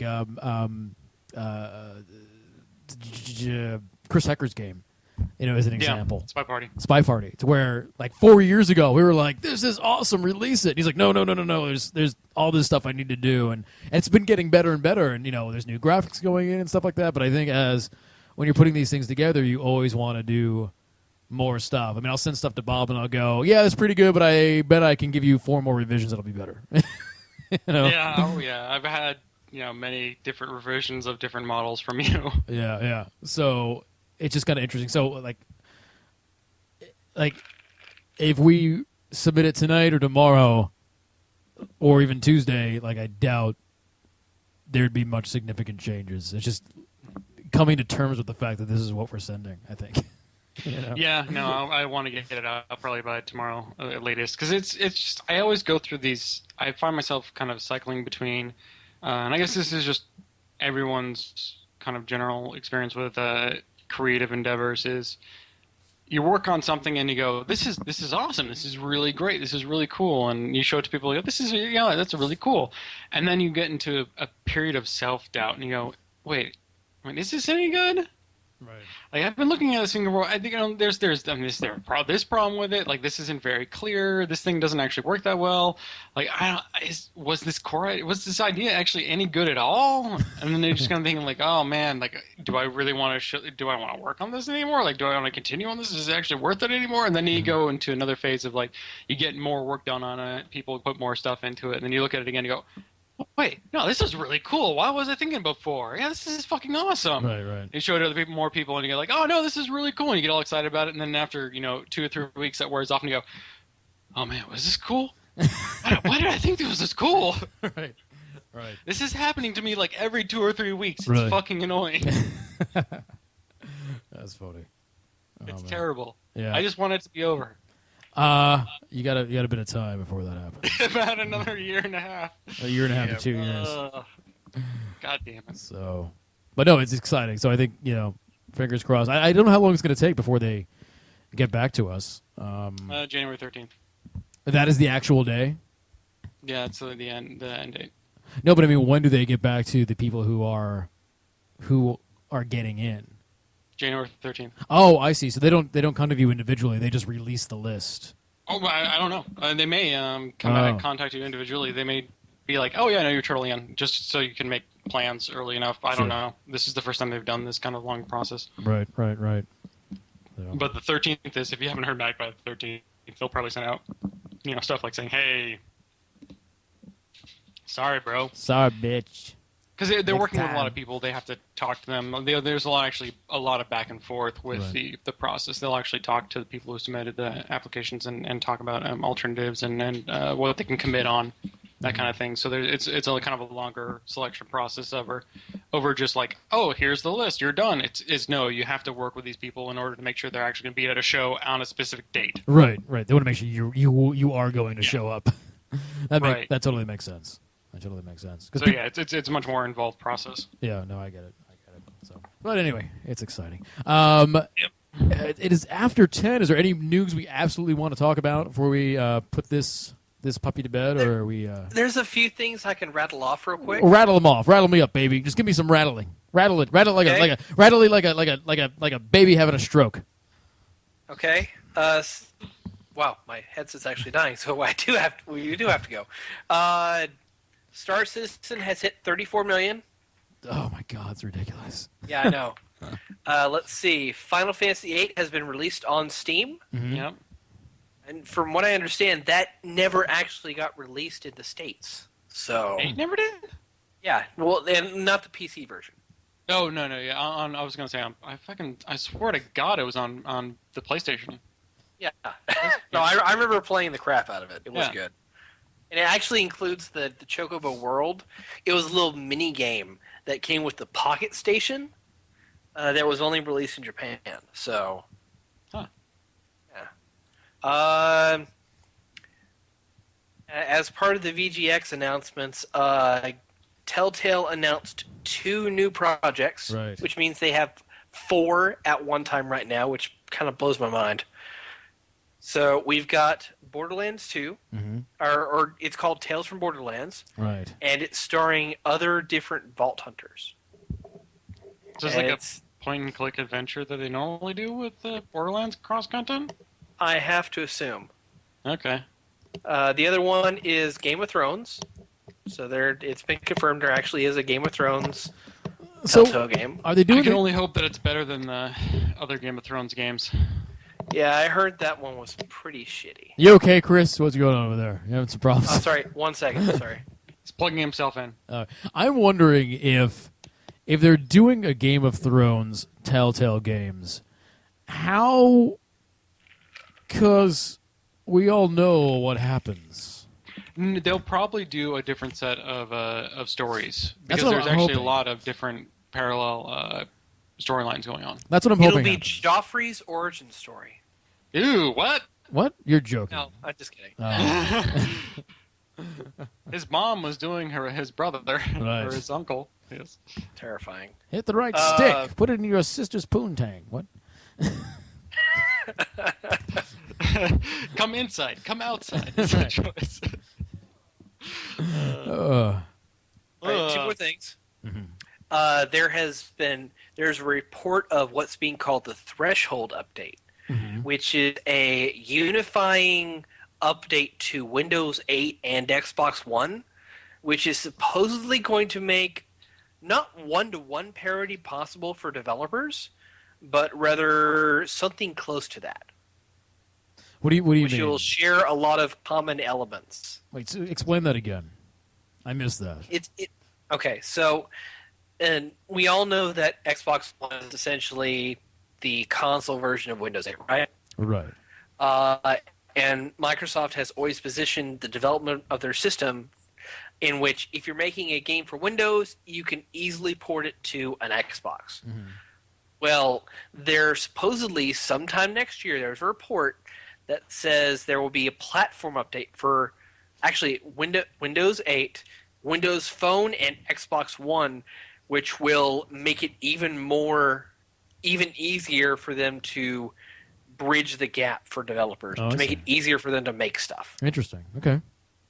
Yeah. So. I also hear that if you urinate into the vents in back of the Xbox One, it becomes backwards compatible. No, that's actually been disproven. Has that been disproven? Okay. Yes, it has been right. disproven. I wasn't sure about that.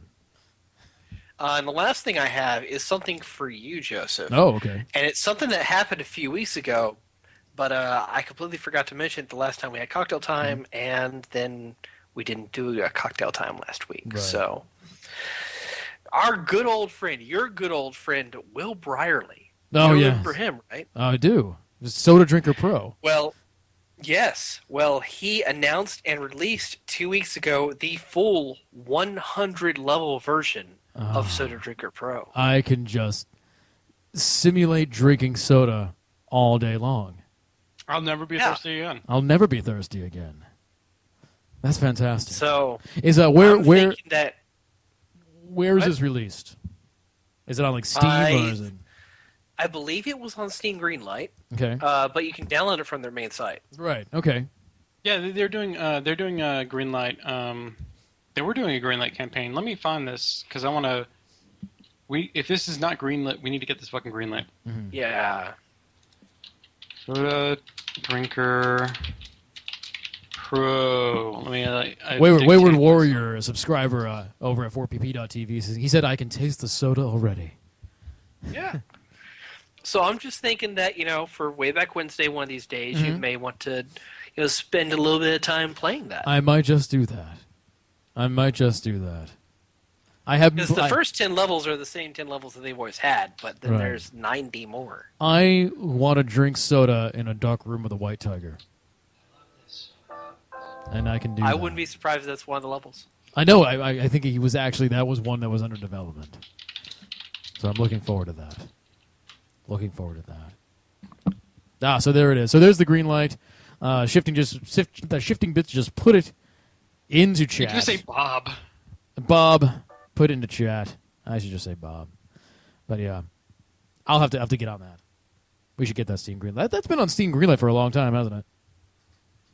Yeah, it has, but it hasn't been fully, done. We gotta get that done. All right. Anything else? That's about it. It's really just been kind of a light week, other than Peggle 2 being released today. Oh, that's on Xbox One. That's not an Xbox One. On the one. That's not an exclusive, is it? Not timed exclusive. It'll come out for other the lesser platforms in the coming days. Damn you, Microsoft, and your money! All these damn exclusives. Just throw money at it, and we'll get our exclusives. We'll see. It's one way to do it. Well, they might be out of Microsoft money if they get sold off. We'll see what happens. Because that might be happening. Yeah. If they get that CEO from Nokia, there's a good chance Microsoft might be selling off Xbox One division to somebody else. So that'd be interesting. It'd be really interesting. It'd be really, really interesting. Maybe Sony will buy it. That would be funny. Actually, I think it would be Toshiba. Oh, man. That would sound about right, actually. Toshiba? Do they even make stuff anymore? They were one of the this is going to sound stupid, but they were one of the main proprietors around the HD DVD format. Mm-hmm. And they've been quiet the past few years, but they've also had this really big rivalry with Sony. All right. And I wouldn't be surprised. I mean, I think the Xbox One shipped with a either Hitachi or a Toshiba drive inside it. So. Actually, you don't mean Samsung. Statics over at 4pp.tv is thinking you might mean Samsung. I don't think Samsung. No. Maybe not. I don't know.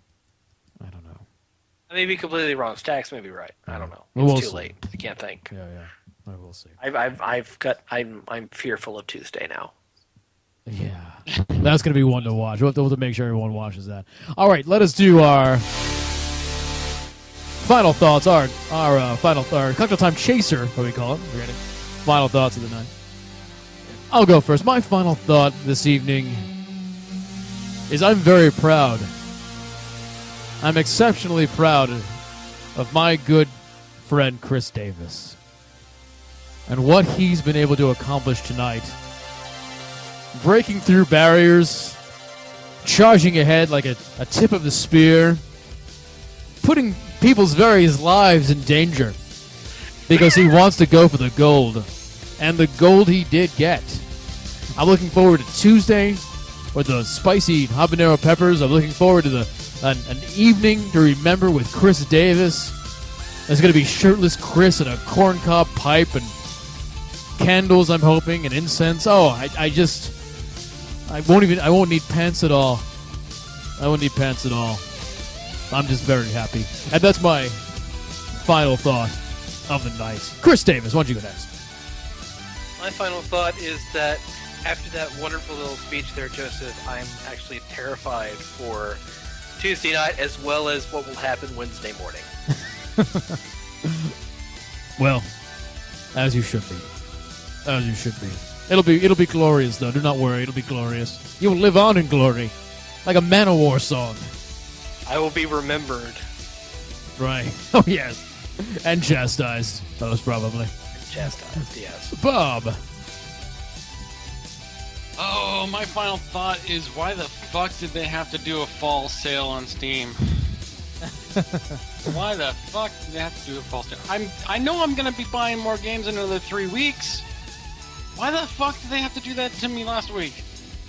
God damn it! I didn't buy anything. I bought a couple. I didn't buy anything either, actually. I probably only buy like 3 things, but I'm gonna buy more, and I'm not gonna play them until like 2015. That's right. 2016. Well, 2017. 2016 because you have to finish Mass Effect 3 first. Right. So it's probably gonna be. God, I'm so behind. Maybe 2020. Yeah, 2020. Finally catch up. Yeah, that'd be good. If I don't buy any new games. That's right. Don't buy any new games at all. None. And you'll be set. All right. Everybody, thanks a lot for coming out. This has been Cocktail Time Live here at 4playernetwork.com. Make sure you stick around because Brad will most probably be taking over, as is custom. But make sure you check out the main website, 4playernetwork.com, and do show up on Tuesday for the main 4-Player podcast and the festivities that Chris Davis has set in motion. Everyone have a good night, have a good week, and we will see you later.